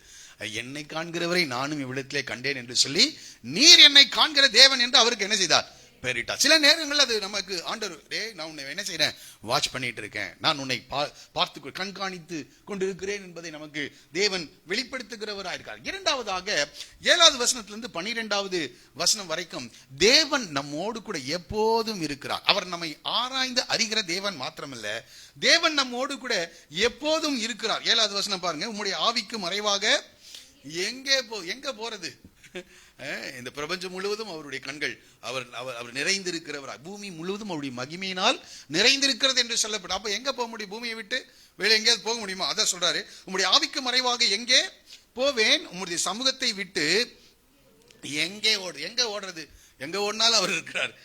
அதான் சொல்றாரு பாருங்க, நான் வானத்திற்கு நான் உயர போனாலும், நான் தாளான அந்த பாதாளத்துக்கு போனாலும், படுக்கை போட்டால் நீர் அங்கேயும் இருக்கிறேன். நான் உயர போனாலும் சரி, நான் கீழே இறங்கினாலும் சரி, நீர் அங்கே இருக்கிறீர். நான் விடியற் காலத்து செட்டைகள் எடுத்து சமுத்திரத்தின், பூமியின் ஒரு திசையிலிருந்து இன்னொரு திசை, கிழக்கிலிருந்து மேற்குக்கு போறேன்னு வைங்க, கிழக்கிலையும் இருக்காரு, மேற்கில உயரத்திலும் இருக்கிறாரு, ஆழத்திலும் அவர் இருக்கிறாராம். போய் தங்கினாலும் அங்கேயும் உங்களுடைய கை என்னை நடத்தும், உமது வலது கரம் என்னை பிடிக்கும். சரி, ஓகே. இப்போ வெளிச்சமா இருக்குது, இருள நாம மறைந்து கொள்ளலாம்னாலும் அவர் சொல்றாரு, இருள் என்னை மூடிக்கொள்ளும் என்றாலும் இரவும் என்னை சுற்றிலும் வெளிச்சமாய் இருக்கும், உமக்கு மறைவாக இருளும் அந்தகாரப்படுத்தாது, இரவும் பகலை போல வெளிச்சமாயிருக்கும், உமக்கு இருளும் வெளிச்சமும். சரி, நாம நினைச்சோம் ஒரு காலத்துல இருள்ல இருக்கிறது நம்ம கண்ணுக்கு தெரியல, அது யாருக்கு தெரியாதுன்னு நினைச்சோம். இப்போ அதுக்கு ஒரு வீடியோ கேமரா லென்ஸை வச்சிருக்காங்க, இருட்லயும் அது எப்படி தெரியுது? இது மனிதனுடைய கண்டுபிடிப்புக்கே இப்படி இருக்குன்னா, ஆண்டவருடைய கண்கள் அது இருளிலும் பார்க்கும், இருளும் வெளிச்சத்தை போல. அந்த இடம் படிங்க, இரவும் என்னை சுற்றிலும் இருள் என்னை மூடிக்கொண்டு, இரவும் பகலை போல, உமக்கு மறைவாக இருளும் அந்தகார படுத்தாது, இரவும் பகலை போல வெளிச்சமாய், உமக்கு இருளும் வெளிச்சமும். சரி, நம்முடைய கண்களுக்கு தான் இருள் வெளிச்சம் எல்லாம், நம்முடைய உள்ள இருக்கிற லென்ஸுக்கு. ஆனா ஆண்டவருடைய கண்ணுக்கு இருளும் வெளிச்சமும் ஒரே மாதிரி தான் இருக்கும். ஆமா, இருளும் அவரை அந்தகாரப்படுத்தாது. அவருடைய பார்வைக்கு மறைவான சிருஷ்டி ஒன்றும் இல்லை என்று படிக்கிறோம். பாருங்க, நான் உயர போனாலும் நீர் அங்கே இருக்கிறேன், நான் பாதாளத்திலே போய் படுக்கை போட்டாலும் அங்கே இருக்கிறேன் என்றார். நான் நினைக்கிறேன் யோனா இதை படிச்சிருப்பாரா என்னன்னு தெரியல. மீனின் வயிற்றில எங்க இருக்கிறார்? கடலின் சமுத்திரத்தின் ஆழத்துல இருக்கிறார், மீனின் வயிற்றுக்குள்ள இருக்கிறார். அங்கிருந்து கர்த்தரை நோக்கி கூப்பிட்டாராம். அந்த ஜெபத்துக்கு கர்த்தர் என்ன செய்கிறார்? பதில் கொடுக்கின்ற தேவனாக அவர் காணப்படுகிறார். அதனாலதான் ஏசாயா 43:1 சொல்லப்படுகிறது. வாசிக்கலாம். ஏசாயா 43:1 வாசிங்க. நான் உன்னோடு கூட இருக்கிறேன் என்று சொல்லுகிறார். யாக்கோபே,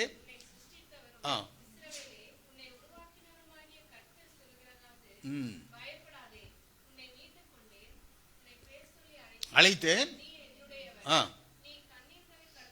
நீ தண்ணீர்களை கடக்கும் போது உன்னோடு இருக்கிறேன். அப்ப பாருங்க, எல்லா சூழ்நிலைகளிலும் கர்த்தர் நம்மோடு கூட இருக்கிறார்.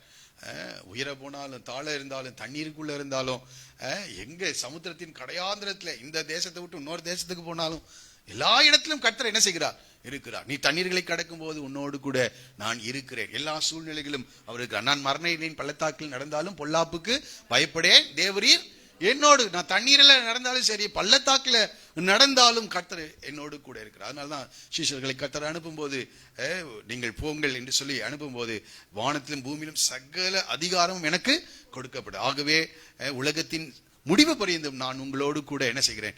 இருக்கிறேன் என்று சொல்கிறார். ஆகவே உயரத்திலும் தாழ ஆழத்திலும் மாத்திரமல்ல, தண்ணீர்களிலும் இருக்கிறார். பாதாளத்திலே அல்லது பள்ளத்தாக்குகளிலும் அவர் இருக்கிறார். எது வரைக்கும் இருக்கிறார்னா, உலகத்தின் முடிவு பரியந்தமும் நம்மோடு கூட இருக்கின்ற தேவனாய், எப்போதும் நம்மோடு கூட இருக்கிறதே. முதல் குறிப்பு சொன்னேன், தேவன் எப்போதும் நம்மை அறிந்திருக்கிற தேவனாய் இருக்கிறார். இரண்டாவது, தேவன் எப்போதும் நம்மோடு கூட இருக்கிற தேவனாய் இருக்கிறார். மூன்றாவது குறிப்பாக வாசிக்கலாம். 13வது வசனத்திலிருந்து வாசிங்க.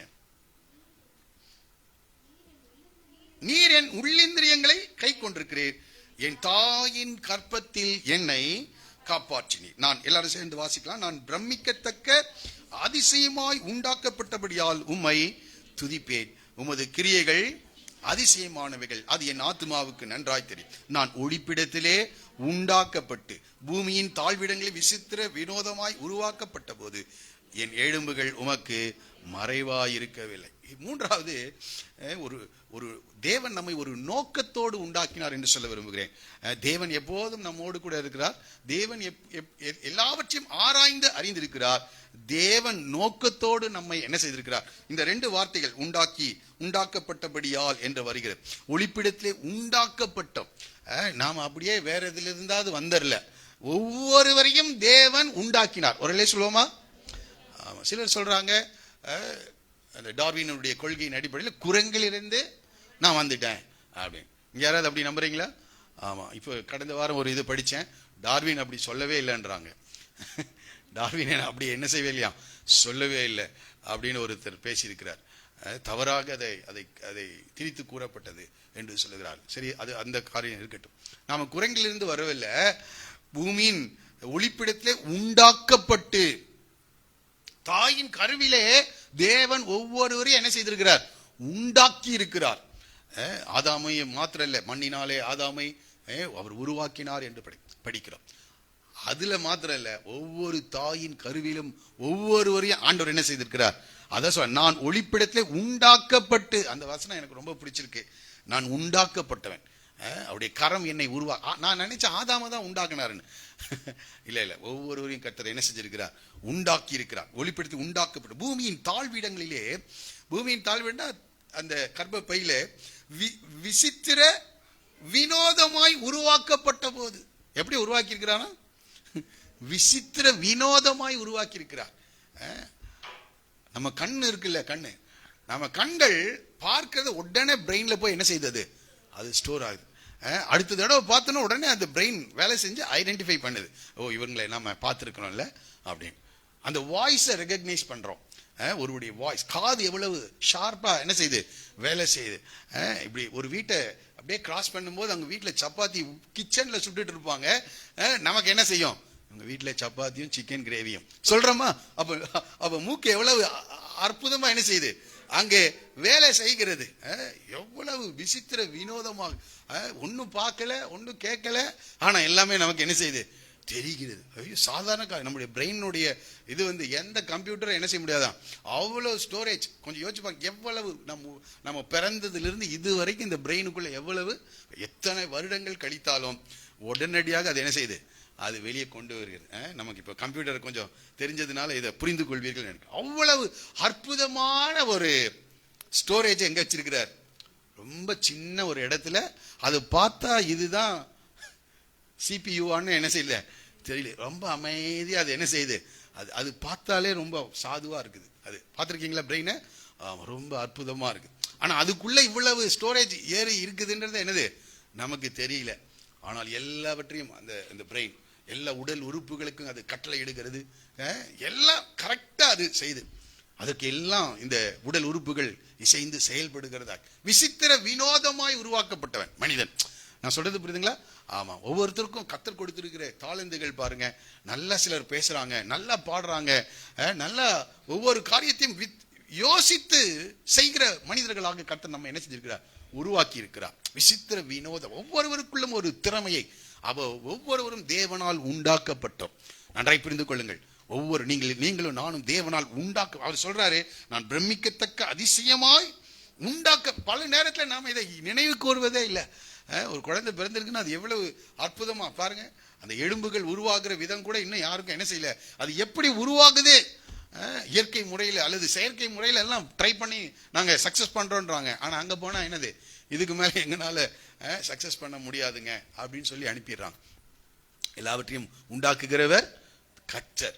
ஆமா, எதையோ கண்டுபிடிச்சிட்டான், ஆனா இதை என்ன செய்ய முடியல, இது தேவன் உண்டாக்கு. அது நான் இப்படி புரிந்து கொள்கிறேன். ஆண்டவர் ஒரு நோக்கத்தோடு கூட ஒரு மனிதனை என்ன செய்கிறார், உண்டாக்குகிறார். இந்த அறைக்குள் இருக்கிற எந்த பொருளும் நோக்கமற்று இல்லை. இந்த வாட்ச் ஓடுதுன்னா அது ஒரு நோக்கத்தோடு என்ன செய்யுது, ஓடிக்கொண்டு இருக்கு. இந்த மைக்கு வேலை செய்யுதுன்னா அது ஒரு நோக்கத்தை செயல்படுத்துகிறது. ஆகவே இந்த மைக்ல கெட்டுருச்சுன்னு வைங்க, அல்லது பழுதாகி விட்டது, உடனே என்ன செய்வோம், தூக்கி போட்டுரும். அப்ப நோக்கம் முடியுதுன்னா ஆண்டவரே எடுத்துக்குவார். அப்போ இந்த பூமியில இருக்கிற வரைக்கும் தேவன் ஒரு நோக்கத்தோடு நம்மளை என்ன செஞ்சிருக்கிறார், உண்டாக்கி உயிரோடு வைத்திருக்கிறார். அந்த நோக்கம் நிறைவேறுகிறதா என்பதை தயவு செய்து ஆராய்ந்து பாருங்கள். தேவனுடைய சாயலிலே நாம் உருவாக்கப்பட்டு இருக்கிறோம். தேவனுடைய சாயலிலே அதான் சொல்றாரு.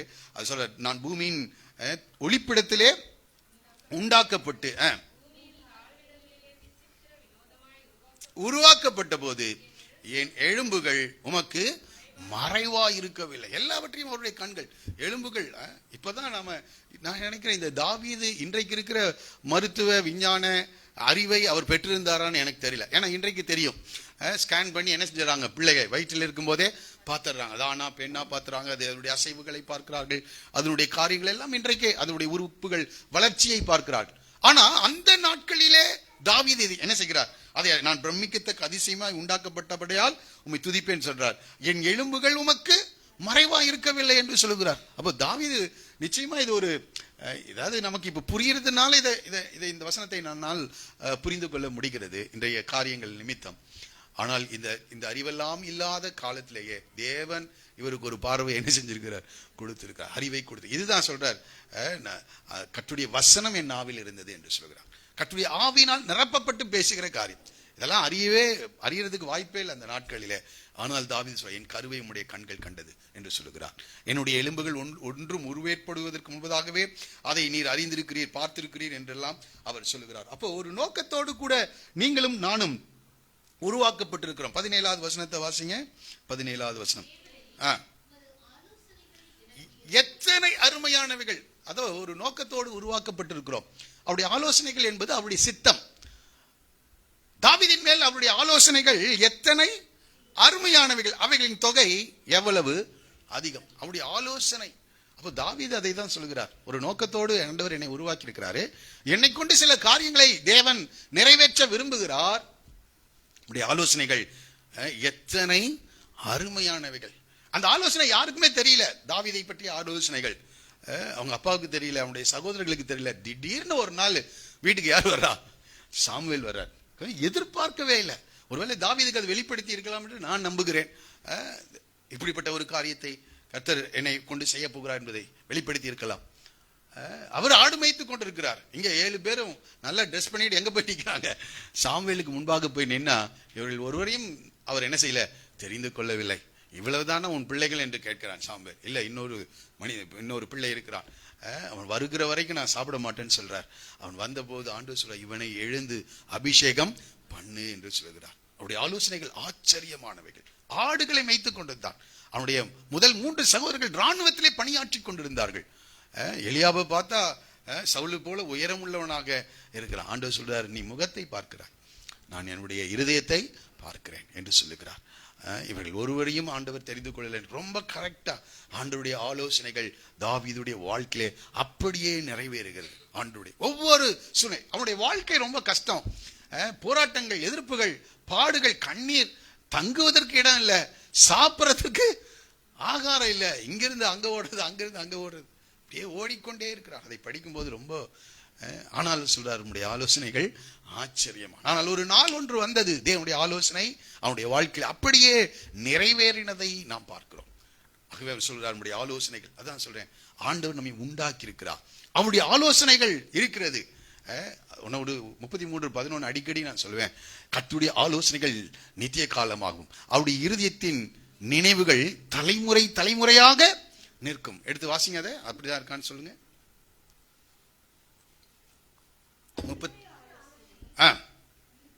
நித்திய காலமாகும். அப்ப பாருங்க, ஆண்டவருடைய ஆலோசனை, ஒரு ஆபிரகாமை தெரிந்து கொண்டா, தாவீதை தெரிந்து கொண்டா, அவருடைய ஆலோசனை நித்திய காலமாகும், அவருடைய இருதயத்தின் நினைவுகள். அந்த ஆலோசனையை தேவன் நமக்கு கொடுக்கிறவராயிருக்கிறார். அதான் சொல்ல, தேவனே உம்முடைய ஆலோசனைகள் எத்தனை அருமையானவைகள் என்று சொல்கிறார். அந்த ஆலோசனையை பெற்றுக் கொண்டிருக்கிறீர்களா?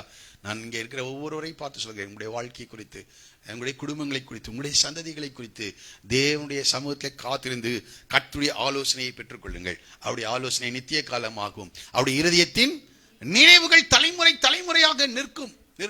அதுக்கு நடுவில் எத்தனை வேணா சுழல் காற்று அடிக்கலாம், புயல் வரலாம், பெருவெல்லாம் வரலாம், எல்லாமே அழிந்து போயிடலாம், கப்பலே உடைந்து போயிடலாம். பவுல் பிரயாணம் பண்ண கப்பலை என்ன செய்துச்சு? உடைந்து போனது. ஆனா பவுல் ரோம்ல போய் நின்று கர்த்தருடைய வார்த்தையை பிரசங்கிக்க வேண்டும். அது தேவனுடைய திட்டம். ஒரு சிறு மரக்கட்டையை பிடித்துட்டு எங்க வந்து சேர்றாரு? இந்த மெலித்தா என்ற தீவுக்கு வருகிறார். ஒரு சுலபமா?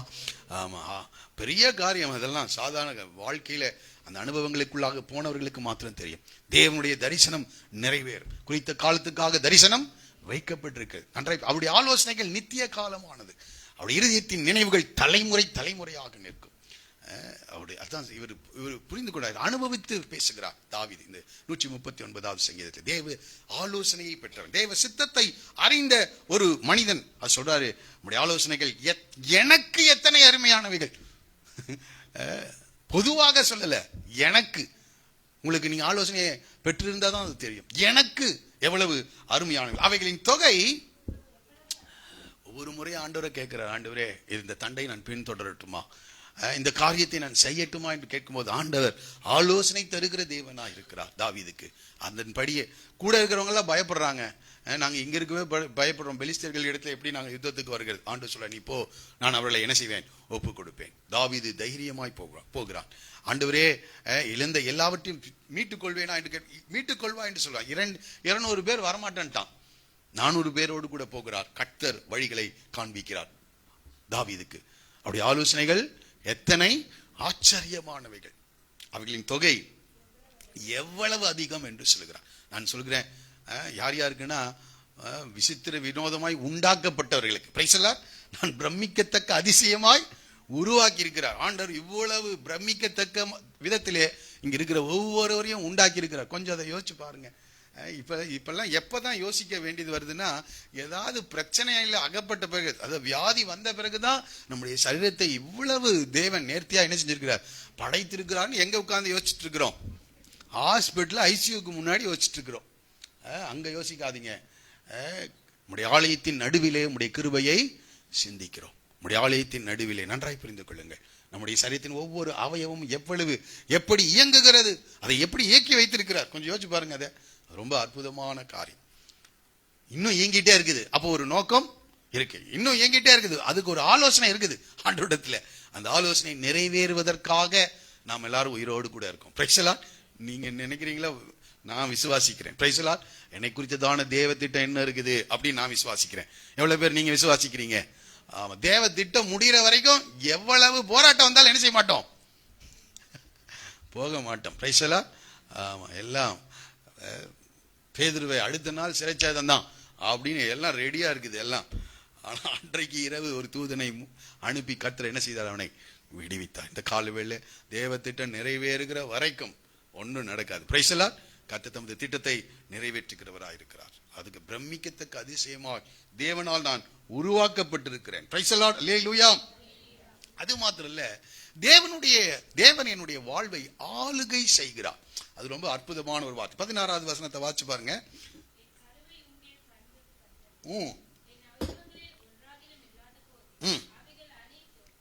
அவைகள் உருவேற்படும் நாட்களும் உமது புஸ்தகத்தில் எழுதி இருந்ததா, எழுதப்படுமா, எழுதி இருந்தது. கடந்த காலத்தை குறித்து சொல்லுகிறார். எழுதி இருந்தது. அவைகள் உருவேற்படும் நாட்கள் உமது புஸ்தகத்தில் எழுதி இருந்தது.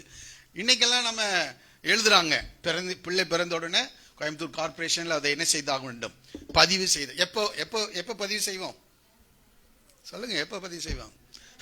பிறந்த பிறகுதான் என்ன செய்வாங்க, பதிவு செய்வாங்க. இவரு பதிவு செய்து வச்சுட்டு பிறக்க வைக்கிறார். ஒரு சோமா அவர் எல்லாத்தையும் திட்டம் பண்ணி வைத்திருக்கிறார். நன்றாய் புரிந்து கொள்ளுங்க. அந்தந்த நேரங்கள் வரும்போது அந்தந்த காரியங்களை கர்த்தர் அதை நிறைவேற்றுகிறவராய். அதான் சொல்ல, உம்முடைய புஸ்தகத்தில் எழுதி இருந்தது, என் அவயவங்களில் ஒன்றும் இல்லாத போதே அவைகள் அனைத்தும் அவைகள் உருவேற்படும் நாட்களும் உமது புஸ்தகத்தில் எழுதி இருந்தது என்று சொல்லுகிறார். இவருக்கு கர்த்தர் காட்டினாரா என்னன்னு தெரியல, இருக்கலாம்.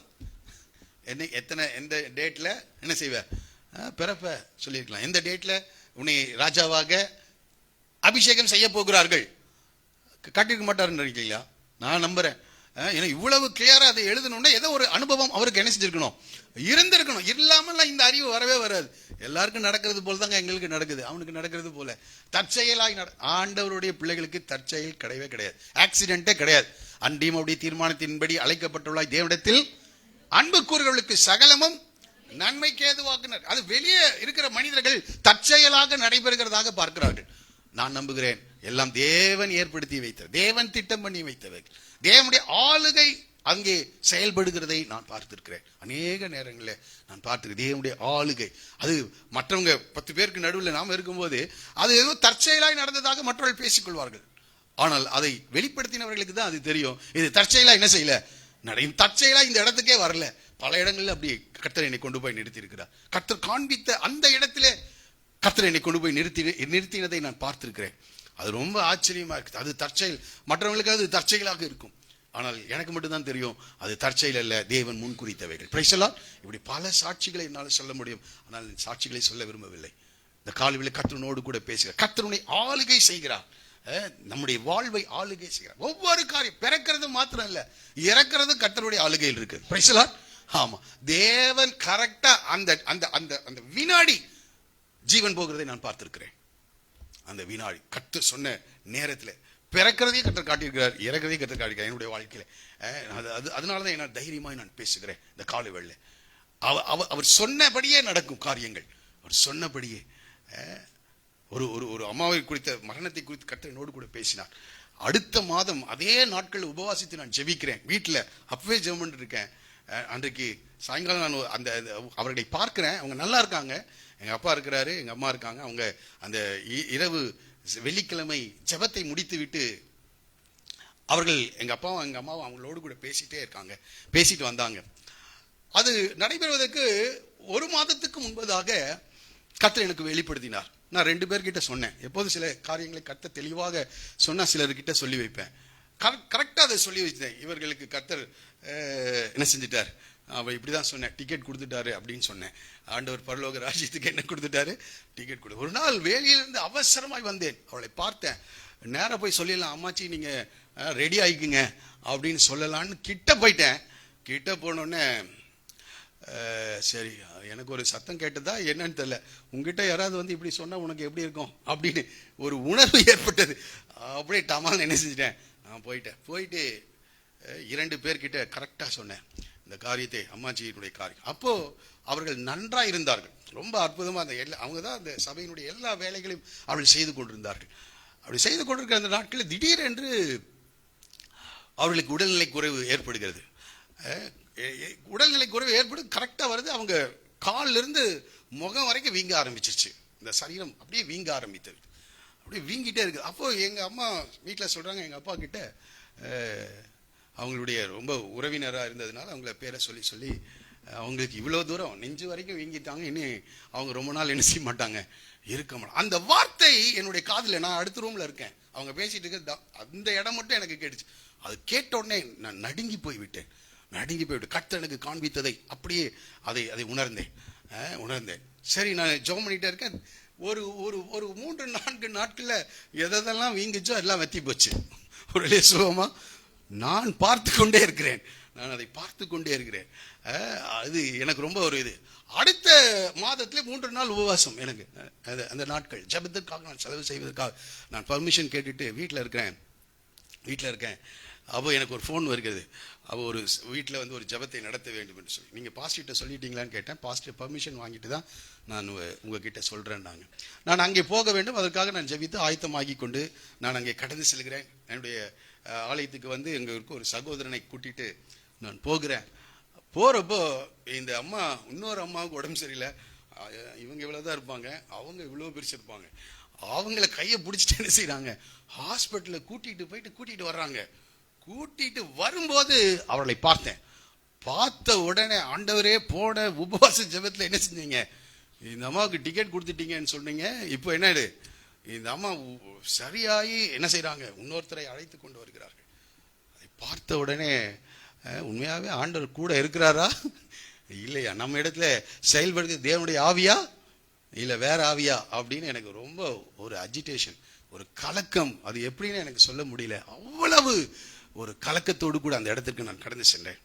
அங்கே ஒரு 3 மணி நேரம் ஜெபம் நடத்தியாச்சு.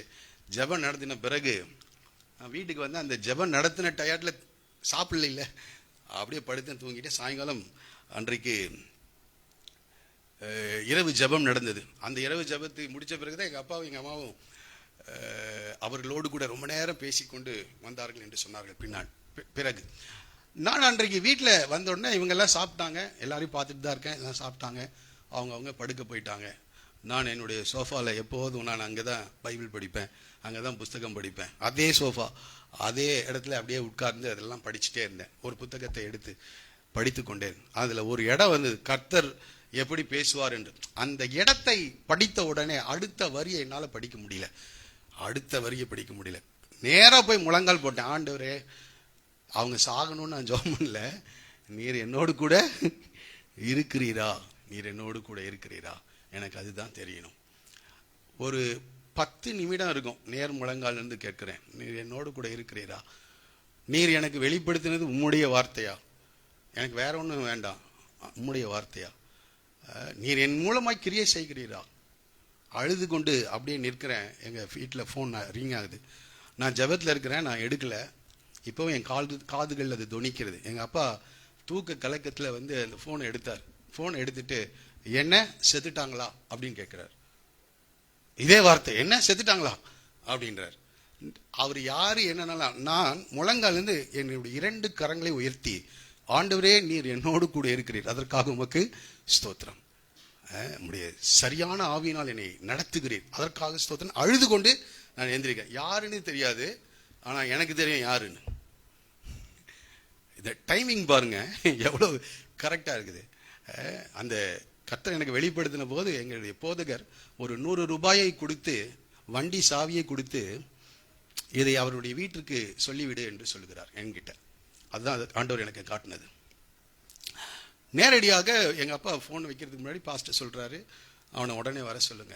உடனடியாக நான் இன்னொருவரை அழைத்து கொண்டு போகிறேன். எங்கள் வீட்டுக்கு மேலே ஒருத்தர் இருந்தார். அவரை போகும்போது நிறுத்தி பொறுமையாக சொல்கிறேன், இப்போ நம்ம போகிறோம், பாஸ்டர் வந்து ஒரு 100 ரூபாயும் சாவியும் எடுத்துகிட்டு வந்து என்கிட்ட கொடுத்து, நீ எதை போய் என்ன செய்ய சொல்வார், அவங்க வீட்டுக்கு அறிவி என்று சொல்லுவார். கரெக்டாக நாங்கள் போகிறோம். அவர் அவர்கள் இறந்து ஒரு 10, 12, ஒரு 15 நிமிடத்தில் நான் அங்கே இருக்கிறேன். அவ்வளோதான். ஃபோன் வந்தது, உடனே 15வது நிமிடத்தில் நான் நிற்கிறேன். சொல்லி கூட்டிகிட்டு போகிறேன் அவரை, இப்போ நடக்கும் பாருங்க அது அப்படின்னு. நான் 2 பேர்கிட்ட சொன்னேன்ல, அவங்க என்னுடைய வரவுக்காக சிரித்து கொண்டு நின்று கொண்டு இருக்கிறார்கள். அங்கே கரெக்டாக இது என்ன செய்யுது, நடக்குது. அப்படின்னு சிரித்து கொண்டு நின்று கொண்டிருக்கிறாள். எனக்காக கரெக்டா வர்றேன், அவங்க கண்களுக்கு முன்பதாகவே என்னுடைய போதகர் ஸ்டார் கேஸ்ல இறங்கி வர்றாரு.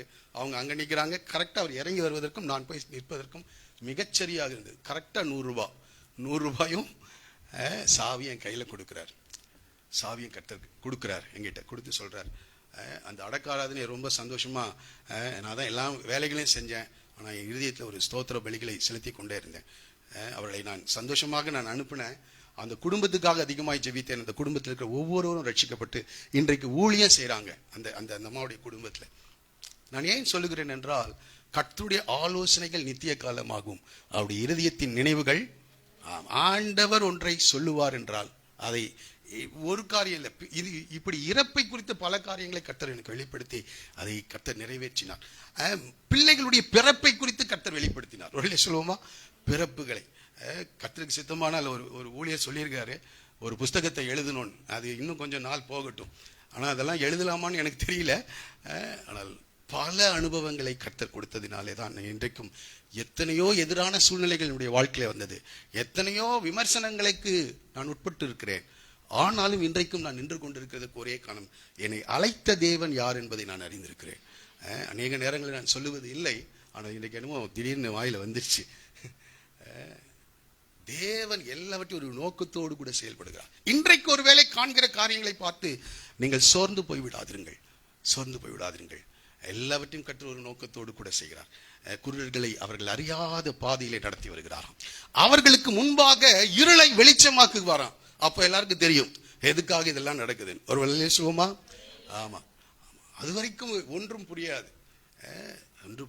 யாருக்கு, யோசேப்பு கூட ஒன்றும் புரியாது. தேவன் என்ன சொல்லுகிறார், என்ன செய்ய வைக்கிறார், யாருக்கு தெரியாது.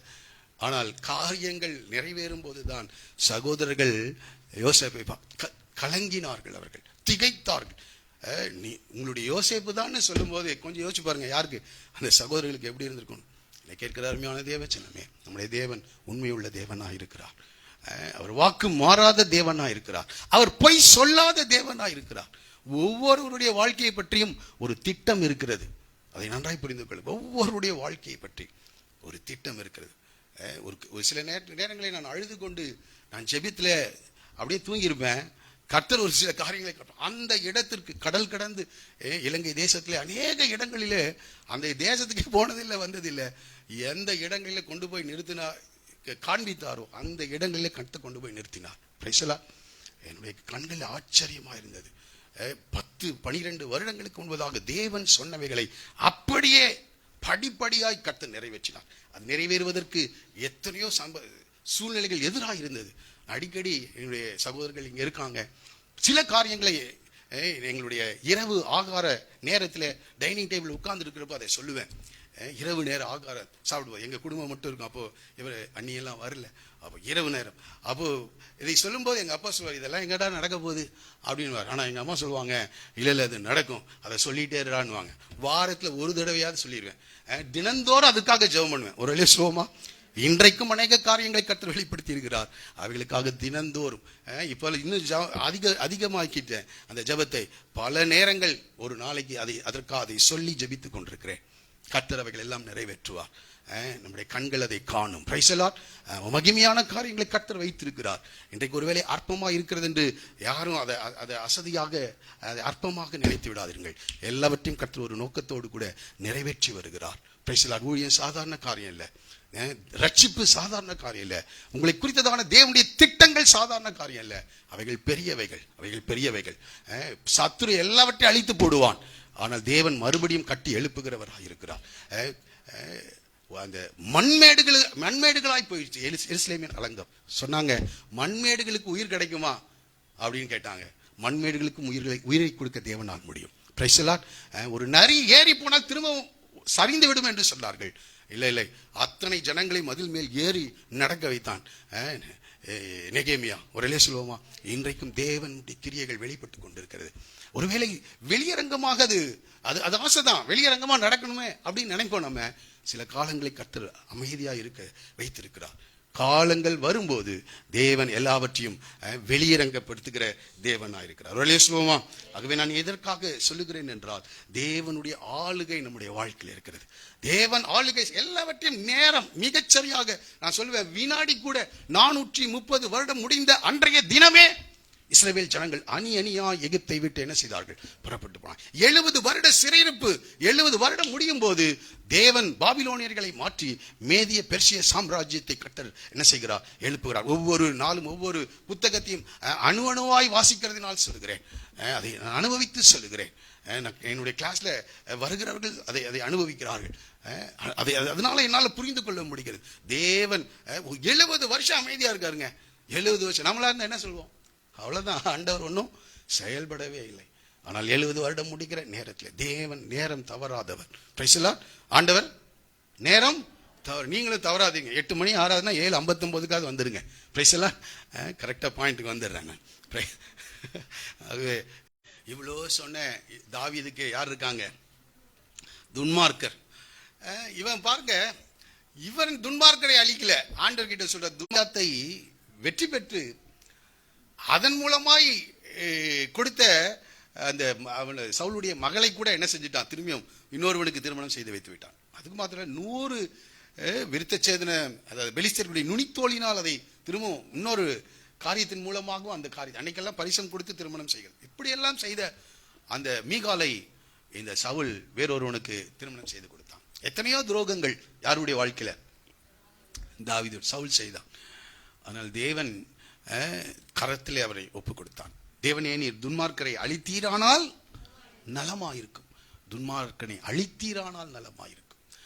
அழித்தீரானால். தேவன் நியாயம் செய்கிறவர். தேவன் நீதியை நிலைநாட்டுகிற தேவனாயிருக்கிறார். நீதியை நிலைநாட்டுகிற தேவனாயிருக்கிறார். கரெக்டா அந்த நேரம் வரைக்கும், அவருடைய அக்கிரமத்தின் அளவு நிறைவடைகிற வரைக்கும் கர்த்தர் அனுமதிப்பார். ஆனா அந்த அக்கிரமத்தின் அளவை நிறைவடைந்த பிறகு தேவனுடைய நியாய தீர்ப்பு துவங்குகிறதா இருக்குது. கீழே நீங்க படிச்சு பார்த்தீங்கன்னா, கர்த்தாவே, உம்மை பகைக்கிறவர்களை நான் பகையாமலும் உமக்கு விரோதமாய் எழும்புகிறவர்களை அருவருக்காமலும் இருப்பேனோ. முழு பகையாய் அவர்களை பகைக்கிறேன். அவர்களை எனக்கு பகைஞராக எண்ணுகிறேன். பகைஞராக. ஏன்னா ஆண்டவரை பகைக்கிறாங்க. ஆண்டவருடைய திட்டத்துக்கு எதிராக செயல்படுகிறார்கள். தேவனுடைய வழிகளுக்கு எதிராக காரியங்களை செய்ய அவளை பகைக்கிறேன் என்று சொல்லுகிறார். அதாவது அது தீமைக்கு எதுவான பகையாக இருக்கக்கூடாது. கொலை பாதகத்துக்கு தன் சகோதரனை பகைக்கிறவன் மனுஷன். அப்போ நாம அந்த காரியத்தில் நம்ம போகக்கூடாது.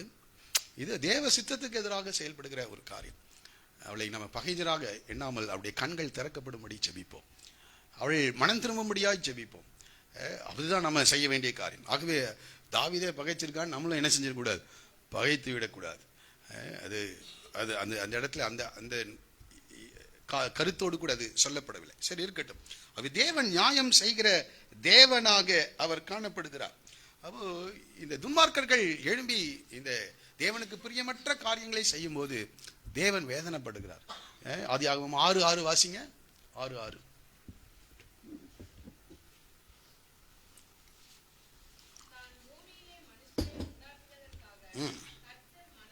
மனஸ்தாபப்பட்டார். இருதயத்துக்கு. ஆமா, அவர்கள் செய்கிற காரியங்கள் எல்லாம் பார்க்க பார்க்க ஆண்டவருக்கு என்ன நடக்குது? மனஸ்தாபம். அந்த மனஸ்தாபத்துல தான் தாவீது அழுகிறார். நீர் அழித்தீரானால் நலமா இருக்கும். அந்த தேவன் துக்கப்படுகிறார். எப்படி சாமுவேல் சவுல் செய்த காரியத்தின் நிமித்தம் தேவன் மனஸ்தாபப்பட்டு துக்கப்பட்டது போல தாவீது அதை பார்த்து துக்கப்படுகிறவராக இருக்கிறார். அதனால அப்படி சொல்றாரு. ஆனா நாம செய்ய வேண்டியது, ஆண்டவரே அவளுக்கு நல்ல இருதயத்தை தார், மனம் திரும்புதலை, ஆவிக்குரிய கண்களை திறம். இதுதான் நம்ம ஜெபம் பண்ண வேண்டியதா இருக்கு. ஆகவே தேவன் நியாயத்திலே கொண்டு வந்து காரியங்களை நிறுத்துகிறவராயிருக்கு. தேவன் நியாயம் செய்கிறவராய். தாவீது அந்த நியாயத்தை நிலைநாட்ட, தாவீது அரசனா இருக்கிறான். அது அந்த தலைவனா இருக்கிறான். அரசனாகிறதுக்கு முன்பு தான் 400 பேருக்கு, அப்புறம் 600 பேருக்கு தலைவனா இருக்கான். நியாயம் செய்கிறதற்கு வாய்ப்புகள் தாவீது கிட்ட வந்துச்சு. ஆனா அதெல்லாத்தையும் தேவன் கையில வைத்து விட்டார். தேவன் அபிஷேகம் பண்ணினவனை நான் என்ன செய்ய மாட்டேன்? நான் கொல்ல மாட்டேன். ஆகவே இது ரொம்ப பயங்கரமான காரியம். தாவீதுடைய புரிதல் ரொம்ப ஏதோ பழைய ஏற்பாடு நாட்கள், இவ்வளவு வேத விளக்கங்கள் இல்லாத காலத்துல சவுல் மேல் இருக்கிற அபிஷேகத்தை அவன் உணர்ந்து ஒரு காரியத்தை செய்யல. கூட இருக்கவங்க சொல்றான் 2 வெட்டா இல்லை, ஒரே வெட்டு. அதுவும் சொல்றான், கர்த்தருடைய சத்துருக்களை ஒப்பு கொடுக்கிற நாள் இதுவே. கர்த்தர் சொன்ன வார்த்தையின்படி யார் வந்து நிற்கிறா? சவுல் வந்திருக்கிறான், தனியா வந்திருக்கிறாரு, போட்டுடலாம் அப்படின்னு சொல்றாங்க. ஆனால் ரொம்ப நிதானமோடு கூட தாவீது செயல்படுகிறதை நான் பார்க்கிறோம். ஆகவே இந்த காலை வேளையில தேவன் நியாயம் செய்கிற தேவனா இருக்கிறார். நான் 5 குறிப்புகளை உங்களுக்கு முன்பாக நான் வைத்தேன். முதலாவதாக, தேவன் நம்மை ஆராய்ந்து அறிந்திருக்கிறார். இரண்டாவதாக நான் சொன்னேன், தேவன் நம்மோடு கூட எப்போதும் இருக்கிறார். தேவன் ஒரு நோக்கத்தோடு கூட நம்மை உண்டாக்கி இருக்கிறார். கடைசியில 4வதாக, தேவன் நம்முடைய வாழ்க்கையை ஆளுகை செய்கிறார்.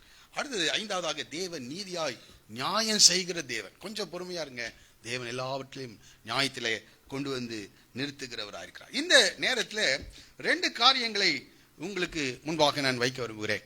இந்த காரியங்களை தேவன் நம்மை நடத்துகிற இந்த விதத்தில் 2 காரியம் நடந்துட்டே இருக்கணும். ஒன்று, நம்மை நாமே ஆராய்ந்து பார்க்க வேண்டியவர்களாக இருக்கும். அதான் கடைசியில் சொல், தேவனே என்னை ஆராய்ந்து என் இருதயத்தை அறிந்து கொள்ளும், என்னை சோதித்து என் சிந்தனைகளை அறிந்து கொள்ளும், வேதனை உண்டாக்கும் வழி என்னிடத்தில் உண்டோ என்று பார்த்து நித்திய வழியிலே என்னை நடத்த. 2 காரியங்கள் ஆராய வேண்டியதா இருக்கு. நாம ஒரு காரியம் நாம செய்யணும், இன்னொரு காரியம் ஆண்டவர்கிட்ட இதை ஜபிக்கணும். ஒன்று, நம்மை நாமே ஆராய்ந்து பார்க்க வேண்டியவர்களாக இருக்கிறோம். நம்மை நாமே, அதற்கு ஒரு வசனத்தை வாசிக்கலாம். 1 யோவான் 3ஆம் அதிகாரம் 19 21 வசனங்கள் வரைக்கும். 1 யோவான் 3:19 இதனாலே